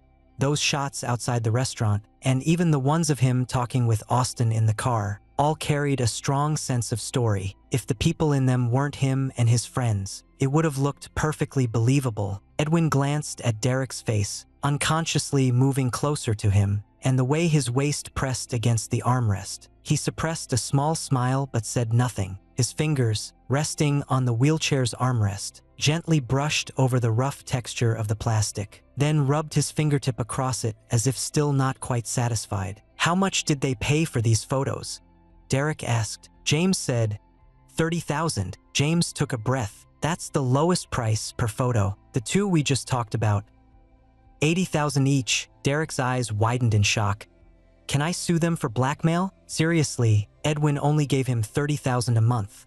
This one night wiped out his entire yearly salary. Edwin looked up at Derek's suddenly dazed expression and glanced at the curling strand of hair resting on his neck, then couldn't resist reaching out to brush it. His cool fingertip passed through the end of Derek's hair. Then his palm gently cradled the back of Derek's head before pressing down lightly. Derek snapped to attention. His face nearly bumped into Edwin's nose. "Don't worry, you won't have to pay a cent." Too close, Derek felt his blood rush to his head. He froze, as if the slightest movement would brush against Edwin's nose and let him feel his warm breath. His eyes darted around, then, for no reason he could explain, slowly turned toward Edwin. Right into his gaze, playful, teasing, with a bright spark in them. The vast living room seemed to shrink in an instant, as if the air had been sucked out, making each breath feel like a luxury. He tried hard to calm his increasingly heavy and rapid breathing, but everything around him only felt thicker and more suffocating. Even Edwin's playful tones seemed to trail off like a teasing hook, mischievously dancing along the edge of his ear. Derek instinctively tried to pull back to get away from his touch, but the soft sofa threw off his balance. His side slammed into the armrest of the wheelchair. Derek winced at the pain, and Edwin's hand slid slowly over the back of his head, leaving behind a lingering warmth that sent faint tingles across his skin. Then, Edwin gently supported his elbow to steady him. "Be careful." Derek placed one foot on the floor and finally regained his balance. His mind was a mess, his heartbeat uneven and erratic, as if pulled by something unseen he couldn't control, like a rubber ball hit hard against the ground and bouncing back up instantly. So close to Edwin and James, Derek feared they could clearly hear his racing heartbeat. Anything but steady. He quickly pushed aside those scattered thoughts, forced himself to stay calm, rubbed his neck, then quickly looked away from Edwin. He didn't notice, though, how Edwin's fingers curled slightly in quiet disappointment. "It's not about money," Derek muttered, avoiding Edwin's gaze and forcing a light laugh. "Maybe it's me who's lost my mind, or maybe the whole world is." He shook his head. This expensive for just a few pictures. He felt frustrated and strangely helpless. Then James, almost without thinking, said, "This isn't even the worst of it. Derek's red carpet photos are worth more than this." Derek stared at him, completely puzzled, but James merely lifted his eyelids slightly, as if caught in a moment of silence, then let the thought trail off without finishing. "Handle things properly," Edwin said casually. "Go back." James replied, "Got it," and politely said goodbye to Derek before handing the tablet over to Edwin and leaving. Derek kept staring at James's retreating back, trying to recall what his red carpet photos had to do with any of this, but couldn't remember anything clear. He gave up on figuring it out and let the thought go. Edwin noticed Derek sitting cross-legged on the couch, eyes darting around without meeting his gaze. His head suddenly dropped down like a shy bird's, lips moving faintly as if counting the seconds until Edwin would leave. He couldn't help but feel a little amused, yet he deliberately didn't give Derek what he wanted. Instead, he ran his fingers across the photos on the tablet and asked calmly, "Did you have dinner with Austin tonight?" The agreement didn't require either party to report their plans, so Derek could have easily stayed silent. But without thinking, he opened his mouth and quietly said, "He said Mom wanted to see me, so we just had dinner together." Edwin didn't show any change in expression, nor did he reply right away. In the quiet moment, Derek cautiously glanced up at him. The photo on the tablet had stopped at the exact shot of Austin handing him his coat by the restaurant entrance. Edwin's finger hovered motionless on the cool screen. What was he looking at? Derek kept wondering. His heartbeat quickened again. The thick, heavy air around them felt like it might burst at any moment. Somehow, Derek couldn't shake the feeling that Edwin's gaze wasn't on the photo. It was fixed directly on him, making him feel uneasy and exposed. He should have been wondering whether Edwin might be upset about him spending time with Austin, though the original story didn't clearly explain when Edwin began to feel something for Austin. Derek instinctively knew it wasn't true, but he couldn't put his finger on why. Was it because deep down, he believed Edwin wouldn't get upset over Austin, or that Austin wouldn't be angry with him over it? Derek's mind felt foggy, unable to sort through a single clear thought. After a long pause, Edwin set the tablet down. The image scrolled forward, and Mia appeared on screen behind them, quietly wiping away tears. "It looks like they've forgiven you," Edwin said. "Yeah." Derek hesitated. "Mom has." Dad hasn't, Edwin said. You two are getting along well too. Not bad, I guess. Now everyone online knows about our big reconciliation. Derek murmured. It's more than that. Edwin let out a quiet laugh, nodding slightly as he fixed his gaze directly on Derek's face. There was an unreadable depth in his eyes, dark and still, as if observing something rare and precious. But whether it was the reflection from the floor lamp beside the sofa, Derek thought he saw a soft glimmer in Edwin's eyes. The moment their gazes met, a gentle warmth spread through his chest, pulling him in without warning. He didn't understand what Edwin was looking at and dared not interrupt the silence. Then Edwin's lips barely touched, and he said softly, "We should add another clause to the agreement." Derek looked at him, puzzled. What? Edwin gave him a brief glance before turning away. "I'm regretting it." But Derek had no idea what he was regretting. Those two cryptic words left him completely confused, pushing all his earlier turbulent thoughts aside. Still, Edwin showed no interest in continuing the conversation. He quietly turned his wheelchair and headed back to his bedroom, leaving Derek thoroughly puzzled. Derek stayed in the living room for a long while before slowly making his way back to his own room. Even as he turned on the hot water in the shower, he was still trying to figure out what Edwin had meant. Could it really be because he thought the Lin family wasn't angry anymore, so the photo expenses shouldn't fall on him? He considered adding a note. Additional costs beyond the monthly $300,000 will be covered by Derek personally. But then he reconsidered. Edwin didn't seem like someone who'd be so petty. Derek usually took things in stride, choosing not to overthink when stuck. He hated creating unnecessary stress for himself, but somehow this comment had him completely unsettled. Even at night, he tossed and turned, unable to stop wondering the result. On his way to work the next day, he yawned 5 or 6 times in just 1 minute. "Derek, did you pull an all-nighter?" Jack asked as soon as he placed the coffee he'd bought downstairs on the table. He saw Derek eagerly tearing open the bag, pulling out the drink and quickly stabbing a straw into it before gulping down half. "Not at all," Derek replied with another yawn, his expression tired. His mind was still stuck on what Edwin could possibly be regretting. Could he really regret getting married to him? Divorce wasn't out of the question, though, but losing the financial support would be a real shame. So Derek felt a little regretful about it. He made a face and said seriously to Jack, "From now on, all riddle makers are my biggest rivals." Jack let out a surprised "oh," then paused for a few seconds before saying in an innocent tone, "But Derek, you're kind of acting like one yourself right now." Derek was so annoyed he almost wanted to punch him. Just as they were talking, the drumming in the practice room finally stopped. The door burst open with a loud bang, and William stood there looking irritated. "I knew he was coming, but I was practicing."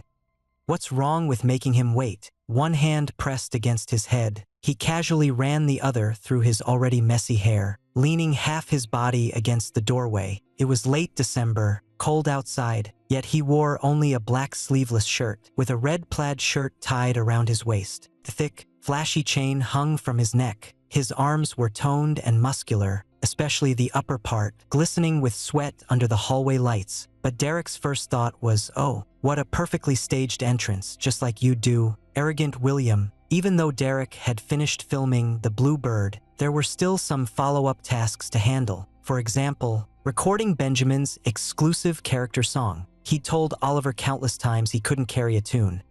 His singing was so bad even karaoke bars would turn him away, and it was unthinkable to embarrass himself in front of audiences nation. Still, Oliver stubbornly insisted on having Derek record the song himself to truly show the production's commitment to the character. Under repeated assurances like, "Just sing, it'll be fixed in post," Derek eventually gave in and reluctantly agreed. But it wasn't until the notification popped up on his phone that he suddenly remembered.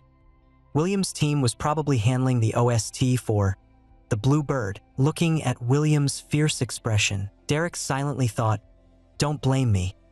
I didn't come here on purpose to bother you." William glanced him up and down, kicked the door open a little more with his shoe, and muttered in an annoyed tone, "You're here for the song.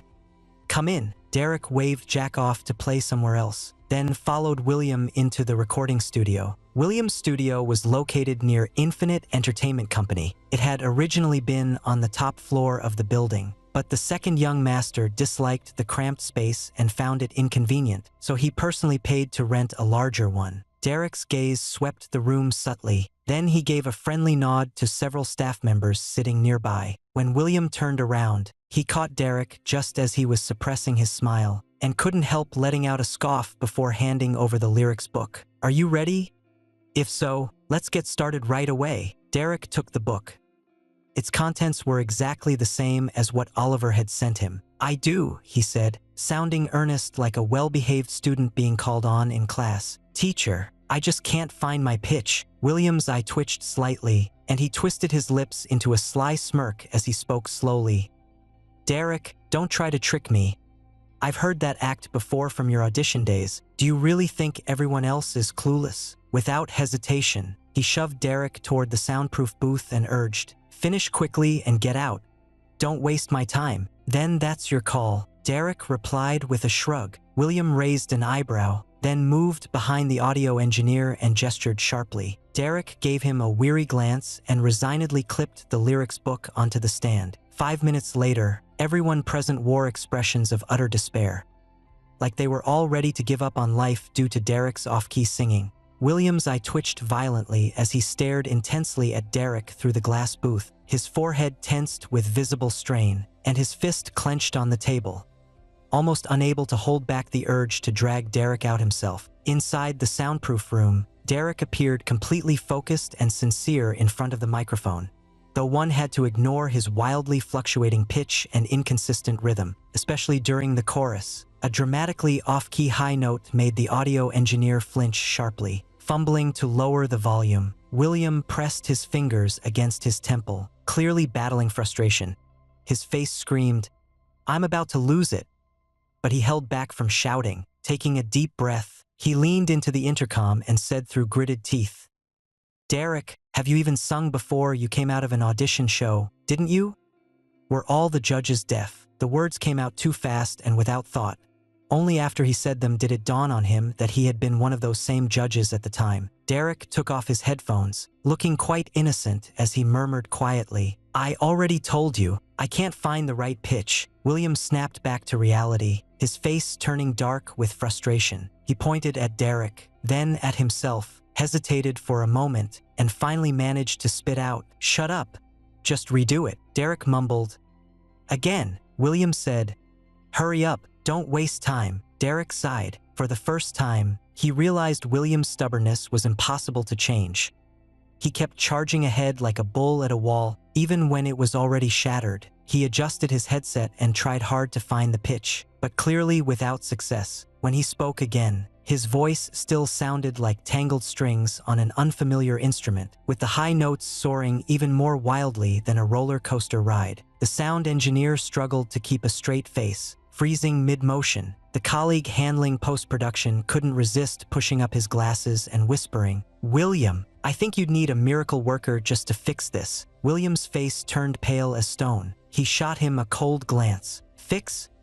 What kind of fixing?" Swapping his voice would be faster. Inside the soundproof booth, Derek listened to the silence from the intercom and nervously rubbed his nose. "This take.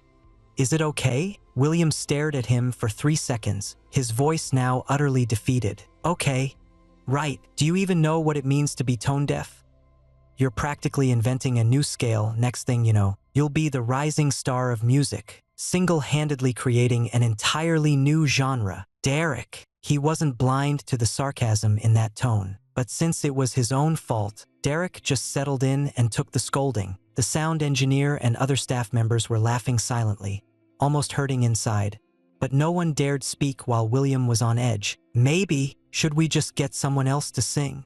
Derek whispered, feeling a bit embarrassed. "Sing?" William snapped at him. "Get out here. I'm not giving up. I'll teach you myself if it takes all day." For the next hour and more, the studio echoed with William's shouting and Derek's off-key, broken hums. "Not that note. Lower it lower. Do you understand? Is it like this? Feels off again. How do you manage to turn a high note into a low one with that rhythm? Just follow the track." I'm following. You were such a strong singer back in the audition." Are you really playing games with me? Maybe I hit my head recently, and now I'm just not smart enough. Sorry. Let me try again. After the final take, William slumped in his chair with a pale face, hugging his coat tightly while glaring at Derek as if drained of every bit of energy. He weakly waved a hand and said in a raspy voice, "That's it. Whatever post-production can fix is what we'll get. If I keep teaching you, I might not last much longer." Derek turned back to look at him and gave a slightly apologetic smile to the crew. "Sorry for taking up everyone's time. I'll have my assistant order afternoon tea as an apology." William rolled his eyes, clearly fed up, and waved him off sharply. "Don't make me hear your voice again." Derek turned once more, taking in William's current state, so different from the confident, bold drummer he'd seen that morning, with his thick coat wrapped tightly around him, his neatly styled hair now a mess from stress, his eyes drooping in quiet exhaustion. His gaze held nothing but hollow regret. It looked like he'd worked an entire week straight without rest. Derek suddenly felt a pang of guilt. After thinking it over, he still walked toward William. William sat sprawled across the chair with his legs stretched out casually. Noticing Derek approaching, he pulled his oversized coat hood up over his head and shut his eyes, pretending to be asleep, clearly unwilling to talk. Derek's eyebrow twitched. He felt equally speechless, but he still nudged William's shoe with his foot and said, "Hey, I'll treat you to dinner." After putting him through all that, his conscience couldn't help but feel uneasy. William squinted one eye open suspiciously, staring at him with an odd intensity. Then he raised an eyebrow and said mockingly, almost sinisterly, "Don't tell me. All that was just a setup so you could finally say this." Derek remained silent. Derek nearly laughed at how exasperating he was. "Think you're made of gold?" he said gently. "Does everyone rush to eat with you?" William didn't seem upset. He studied Derek from head to toe before saying slowly, "Others might not, but you," he stressed each word, speaking one by one, especially many past incidents. "Derek, eat or don't, your call." Then he muttered under his breath, "Who'd want to eat with that face? Might as well go home and visit your brother." William caught the last mumbled words, his lips twitching. He lazily rose from the chair, hands in pockets, looking down at Derek with a knowing smile. "Oh, since you're so eager to treat me, then let's eat. Where we go is up to me." Derek gave him a sidelong glance, wondering how someone could turn such a naturally striking face into something so unnervingly sly. Still, he shrugged and acted indifferent.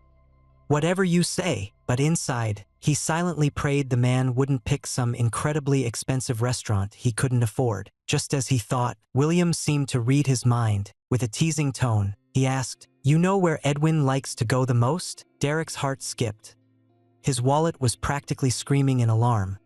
But he replied casually, "Don't know. You'll definitely like it," William said, pulling out his phone and scrolling through something. "Let's meet there. See you soon." Derek was still puzzled but didn't ask further. He turned and walked away without another word. William reserved a spot at a barbecue restaurant. To avoid any suspicion, both men brought their own assistants along. Derek scanned the menu filled with colorful meat skewers and various offal, wondering if all those descriptions about his refined taste in books were just a fantasy of his own. He actually loved barbecue quite a lot, but William's last name made it hard to believe he'd ever come to such an ordinary place like this. It reminded him of the joke he once played with Edwin, the determined, pure-hearted female lead dragging the powerful boss to a street stall. Now it's the top music star treating me to barbecue. Is this really what we're having?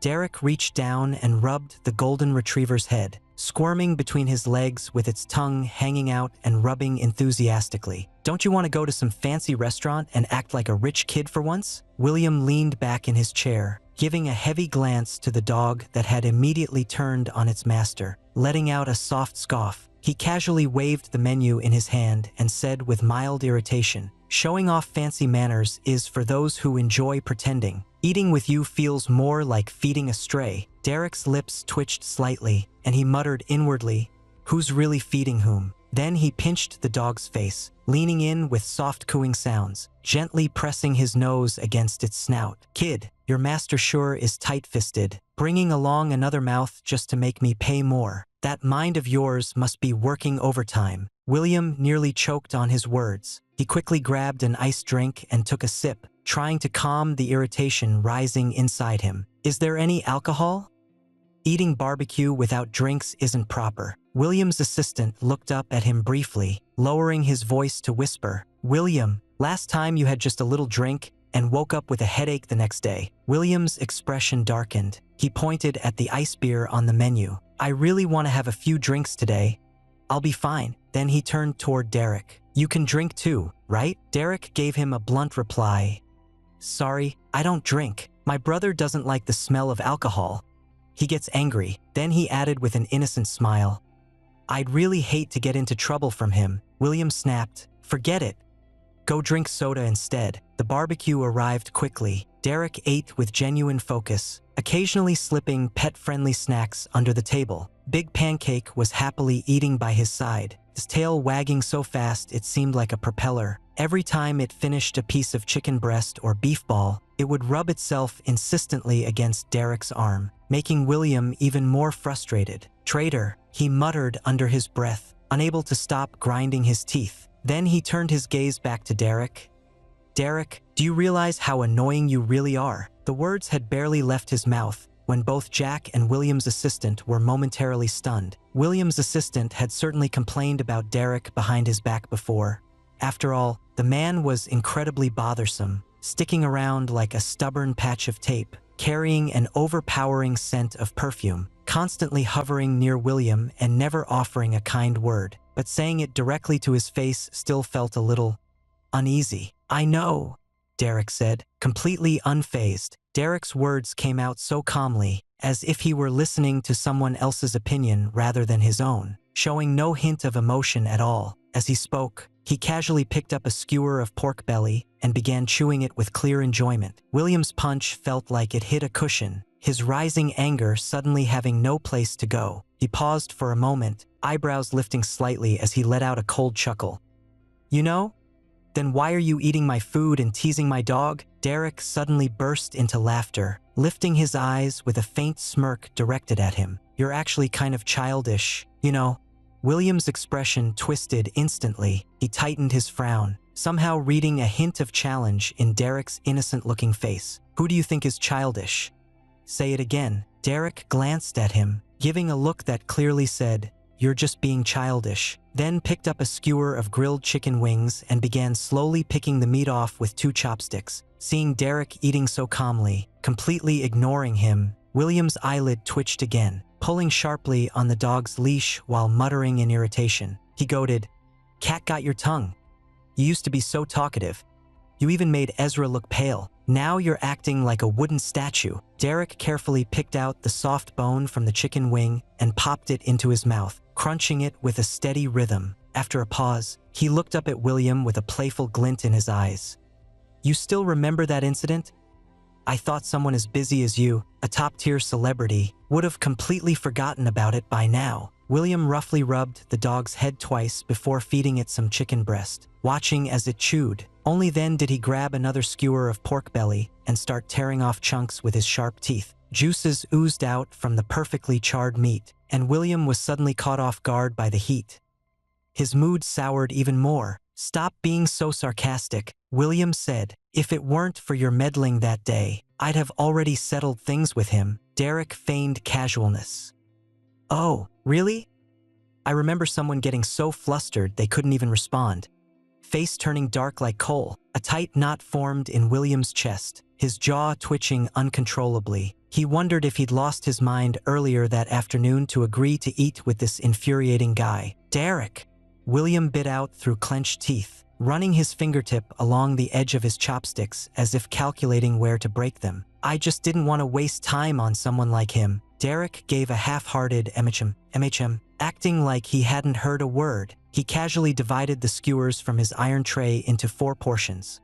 1 for Jack, 1 for William's assistant, and an extra serving of grilled kidney when handing it to William. William's assistant was visibly surprised, barely able to hide his astonishment. In his mind, Derek staying calm after being provoked so many times was already impressive, let alone showing such thoughtful consideration for others' meals. Jack, on the other hand, kept eating without hesitation. Though he couldn't shake the feeling that he didn't belong here, the free meal was tempting, but the atmosphere felt strangely off. Still, I have to admit, I'm impressed, Derek said. You managed to stay calm under pressure like that. Then he muttered quietly, I thought you'd be harder to keep from exploding than white phosphorus. William caught every word. His grip on the skewer tightened as he paused mid-bite, a clear sign he was about to snap again. Wait. Derek quickly stepped in to calm him down. Let me finish. I wasn't trying to defend you or anything that day. No one insults me and gets away with it without a response. Just wouldn't be right to stay silent, would it? William tossed his skewer aside and let out a cold scoff. Besides, I really dislike that kind of attitude. Acting like they know what's best for everyone else, Derek said, pausing as he lifted his gaze. His eyes met William's curious stare directly. He suddenly realized how similar the two brothers' features were under the dim light. Edwin and William shared a striking resemblance, but Edwin's expression was always deep and still, like the quiet surface of a midnight sea where all turbulence stayed hidden beneath. William's eyes, by contrast, were lively and bright, like an ever-burning wildfire, shaped by his quick temper and restless energy. Only when looking closely at someone like this would such an unexpected resemblance become clear, perhaps because of those eyes that bore a striking likeness to Edwin's. Derek found himself unable to hold back the words he'd originally meant to keep silent. What's wrong with catering to fans? Shouldn't you cater to someone else instead? Who decided that lovers of classical music must only write classical, or fans of serious literature must forever stick to it? If listeners truly believe you've lost your original purpose, why are your albums still selling so well? Is he really that much wiser than ordinary people? Seeing further?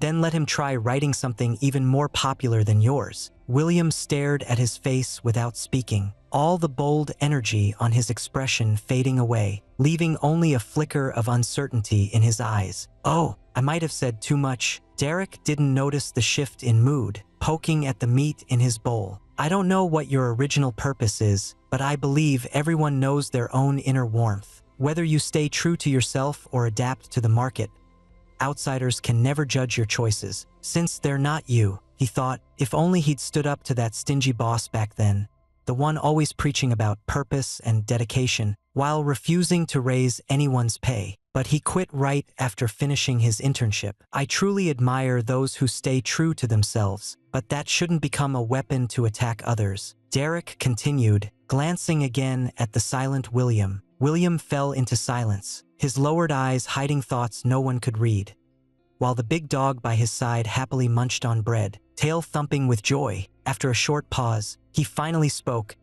You really know how to make your point. William's tone remained sharp, yet there was a subtle softening beneath it. He bent down to gently rub the dog's head, as if gathering his thoughts, or hiding the complex emotions flickering across his face. I don't care what he said, William said. I've grown used to other people's judgments. His opinion doesn't matter to me at all. Derek suddenly felt the atmosphere shift, like something was about to go in an odd direction. But what I do care about is myself. When I heard his words, my mind couldn't help wondering, could he actually be right?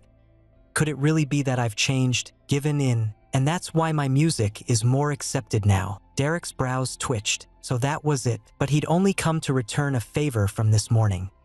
He hadn't agreed to become someone's counselor. That's normal, really. Everyone feels that way sometimes. William's throat moved as he swallowed, a subtle shift that betrayed the unease beneath his composed exterior. The once radiant young man who had shone on stage and commanded adoration from fans now wore an expression clouded with confusion and inner doubt. You don't get it, Derek. My music has been my anchor for 10 years. It's the one thing I've always believed I could stand proudly against anyone else. If even that is being questioned, then what's left for me? Derek felt a wave of exasperation. People like you always obsess over money. Why don't you pay more attention to your kids' well-being? Why is it me, the secondary character with an awkward role as a sister-in-law, being forced to listen to the main guy pour out his troubles? But he kept quiet on the surface, listening without interrupting. He picked up the last skewer from the plate and offered it toward William. Here, take a bite. William frowned. What are you doing? Calming you down. And don't act like a kid just because I called you childish. Derek said, didn't I already say? Fans who love your music won't care about those so-called original intentions. If you really changed, wouldn't they notice? William didn't take it. He just stared at Derek steadily, as if trying to figure out what the words truly meant. Derek took a bite himself and said, "Art is inherently subjective. Do you really think someone standing on a moral high ground has all the answers?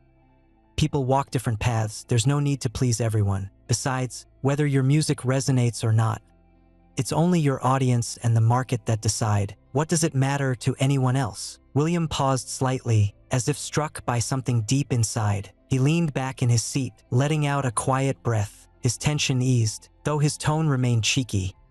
"Never thought I'd hear such smart thoughts come from you." Derek rolled his eyes without hesitation, almost tempted to toss that ungrateful remark right back at him. 20 minutes passed, and the meal quietly reached its end amid a strange mix of silence and tension. When it came time to pay, William lounged lazily beside the counter, waiting for Derek. Derek, on the other hand, stayed calm. He pulled out his phone, scanned the code, and paid in one smooth motion. "Next time, I'm not inviting you again," he muttered quietly as he put his phone away. "Relax," William said with a cold snort, his face clearly saying, "Next time, it won't be your turn. Even if you want to treat me again, I might not give you the chance." Derek smiled and shoved the receipt into his pocket, replying lightly, "Good. Honestly, eating with someone as childish as you is kind of exhausting." "Derek!" William finally snapped, voice low but sharp. Derek laughed even harder and quickly pulled his assistant away, dashing off before the other could react. Watching the tall figure fade into the distance, William clenched his fist, took a deep breath, and muttered under his breath, "Inconsiderate? Inconsiderate yourself." He turned around and saw his assistant's stifling laughter, instantly narrowing his eyes. "What's so funny? Laughing at your boss getting walked over?" The assistant quickly straightened up, pretending to be serious. "And no, of course not, William. You could never be outmatched. I just think Derek's actually kind of interesting these days, compared to before." "Interesting?" William growled. "Is it your eyes that re-blind, or mine?" Even as he said that, his mind unconsciously replayed Derek's carefree and bold demeanor just moments ago. After a moment, he gave a cold snort, left the assistant behind, and walked out with the dog in tow. The assistant followed closely behind, watching William's clearly grumpy but unwilling to admit it expression. He couldn't help thinking silently, the one who's actually interesting isn't Derek. Maybe it's you, William. Derek, you really know how to impress me. Just promised me not to stir up trouble with Austin, and then went straight after William. Jack held the phone, looking flustered. On the other end, Noah kept ranting. "Just one of them wasn't enough. You had to bring both into it? Do you want me to have more work than I can handle?" Jack hesitated for a moment, then finally said, "Noah, it's me." Noah paused mid-speech, impatiently asking, "What do you want?" "What's Derek doing?" "Filming an ad. They're already on the 5th take in the water," Jack whispered, his eyes instinctively glancing toward the studio. The faint steam rising from the warm pool turned into mist in the cold winter air. Derek wore a shirt that had become see-through from being wet, making his already slender frame look even more fragile. The director called, "Cut!" and someone quickly handed over a towel. Derek coughed twice, his face slightly pale. Jack felt a pang of concern, especially with Noah's cold-hearted questioning still ringing in his ears. The anger in his chest flared up like sparks, so Jack didn't hold back and spoke right to Noah. "It's freezing out there, even though it's warm water. He had a bit of throat inflammation a few days ago. He won't last much longer like this, and he's got more things scheduled after this." Noah's tone turned sharp. "He finally has some momentum. Do you think we can just stop a high-paying ad like that?" Jack clenched his jaw, a surge of frustration rising within him. "But the schedule's been overwhelming lately. Shot until yesterday, leaving at p.m. today, and flying to City B for a promotional tour tomorrow. Even if someone were made of iron, they couldn't handle this kind of overworking." Noah gave a cold laugh. "He's in his prime right now, earning potential at its peak. A full schedule is nothing but good news. You want him to turn down just one job? Don't you want the money anymore? Which of my artists hasn't gone through this? I didn't push him hard before because of his entitled attitude. Do you really think this industry is that easy to survive in?" Jack felt speechless, struck silent by Noah's flat, mocking tone. Fine, since he's currently filming the ad. I'll hold off for now, but you tell him William's matter will be settled later. Jack didn't know what to say, but shot a heated glare and hung up, his hands and feet chilled by the cold wind outside the studio. He checked Weibo and realized their dinner with William had already hit the trending topics. This time it wasn't due to a promotional post or paparazzi. It was because they'd accidentally walked into a food review vlogger's camera during checkout. Even though Derek and William were fully covered up that night, fans quickly spotted them in the background of the video. Two figures standing out from the crowd. First, both sides' followers refused to believe it, each arguing louder than the last, determined to find differences to prove it wasn't the real thing. But as more evidence piled up, their claims only strengthened until it became undeniable. It instantly exploded into a trending topic. Comments flooded in, ranging from "Derek's been chasing his dream and finally got rewarded" to "Can William escape the true flavor rule?" And even "Derek's fans should have some shame." A simple dinner sparks so many wild theories. You really forgot how unpopular your idol used to be. But soon William's team posted a statement clarifying it was purely work-related. Derek had invited William for dinner as thanks for professional help. Attendees that night included, but weren't limited to, William, Derek, both of their assistants, and the traitorous golden retriever. They even shared a photo of the barbecue shop owner hugging the dog affectionately. The comment section suddenly took a strange turn, but neither Derek nor Jack knew any of this. Since that day, Derek had been swamped like a spinning top, with his schedule packed from morning till night. During one rare moment to rest, he leaned back in the car seat and confided in Jack. "Someone might think I'm just an old ox near death on a farm.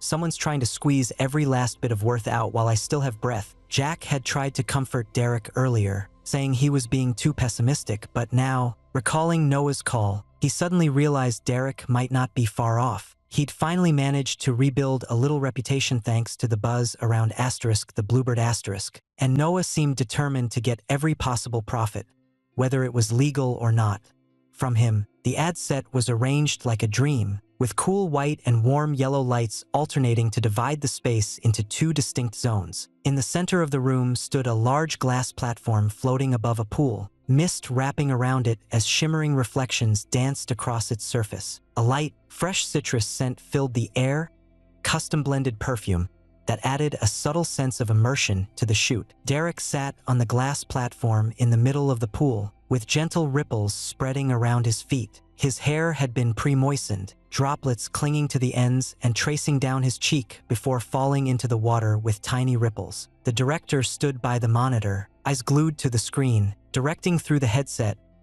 "Derek, this shot is crucial. Your gaze needs depth, but not forced sensuality. Aim for quiet detachment with a hint of mystery, like the scent itself. Captivating yet elusive." Derek's mind was left only with one thought. "I need something that's both vibrant and deep, the most vivid darkness imaginable." Indeed, no matter the world, clients' demands always manage to be surprisingly unpredictable. He closed his eyes briefly and took a slow breath. His throat throbbed slightly from tonsillitis, and his head felt hazy under the warm mist. He easily pushed down the discomfort deep inside, showing no sign of fatigue on his face. "More fog, please." Lighting softer now, Derek. Turn slowly. Lift your left fingertip just a bit so the droplets fall naturally. Following the director's instructions, crew members quickly adjusted the on-site effects. Derek turned his head slowly, eyes lowered, his expression cool and composed, the lighting enhancing the sharpness of his features. With deliberate casualness, he raised his left hand. The water droplets on his wrist fell one by one onto the glass surface, then slid down into the pool along its slope. The director's voice returned. "Perfect. This is exactly it. Hold that feeling." Now for the lines, slow and soft, as if whispering your most private confession. Derek parted his lips slightly. Beneath half-lowered eyelids, his eyes appeared deep and distant, their clarity echoing in the space with a calm, resonant voice. "Distance is the most powerful attraction." Jack stood off to the side, staring at his phone's shoot schedule, sweat beading on his forehead, watching every move Derek made. He knew all too well this level of focus was nothing short of sheer willpower holding him together. The day after their barbecue, Derek's throat started feeling off. First, they just thought it was minor irritation from the heat, and with such a packed schedule, no one had time to see a doctor. He struggled through several days without improvement, then spent an entire day filming by the sea yesterday, exposed to cold wind all afternoon. No chance to catch his breath at all, and today, he still had to go underwater for shooting. Even a working ox on a commune wouldn't be pushed that hard. Perfect take. Derek, let's do a few more.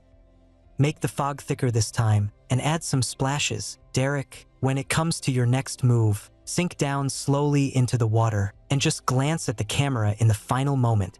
With a touch of longing in your eyes, Derek nodded, his throat feeling tight as if glued shut. Too drained to say another word, he bit down on the jasmine flower handed to him, slowly sinking into the water, his body fully submerged in warm liquid. Every pore seemed to open wide as gentle waves washed over his still foggy mind. Derek gnawed at his tongue with his teeth again and again, barely holding himself awake. As the director called out action, the underwater camera began recording. Derek slowly opened his eyes, water stinging like needles against his eyeballs. His lashes trembled as he gazed upward through rippling waves, as though searching for something beyond thick mist. Long strands of hair floated gently in the current, and his movements flowed with effortless grace, as if rehearsed countless times. Seconds later, a pale hand emerged from the surface, reaching for the perfume bottle floating above the glass platform. The close-up froze on the perfume bottle. The irregular shape of its glass refracted colorful light. Derek's blurred face appeared behind it, slowly coming into focus as the shot lengthened. The jasmine blossom he'd been holding slipped from his lips and fell neatly onto his collar. Perfect! The director called out excitedly. That was it. Great job, Derek. The crew all exhaled in relief and quickly rushed to help lift Derek from the water. Jack hurried over, wrapping a towel already prepared around Derek's shoulders. Derek rubbed his sore eyes, blinking once, his gaze momentarily distant before slowly focusing on Jack's face. He was puzzled by how unusually quiet his usual talkative assistant had been today, until he noticed the hesitant look on Jack's face. He asked quietly, "What is it? Is there something you need to tell me?" Jack didn't want to disturb his mood at first, but he couldn't keep it in any longer. After a long pause, he said, "Noah just called. He said our dinner with William made the news, but I checked, and William's team has already handled most of it. We probably don't need to do anything on our end." That said, Noah wants you to call him back. Derek let out a quiet laugh, leaning on Jack's shoulder. For some reason, the breath he exhaled felt unusually warm. So much so it startled Jack. He said, "I don't care what happens to him." But then he paused, adding with a wistful tone, "Actually, if things keep going like this, I'm the one who'll be gone first." The warmth faded from his skin, and a chill wind swept through the air, turning Derek's face as pale as paper. Yet he still curled his lips into a faint smirk, teasingly saying, "But if I collapse from exhaustion on set, Noah'll have to drag my body to the next schedule anyway. Ugh, gross." Jack muttered while supporting him toward the makeup room. "No way we die, but we take that awful person down with us." Derek leaned against Jack's shoulder and let out a soft scoff. He didn't reply, just gave a slow nod and lazily flashed his thumb upward. Then he closed his eyes, appearing utterly drained, so exhausted that even thinking seemed too much effort. So he didn't notice that Jack had just sent a new WeChat message to his phone.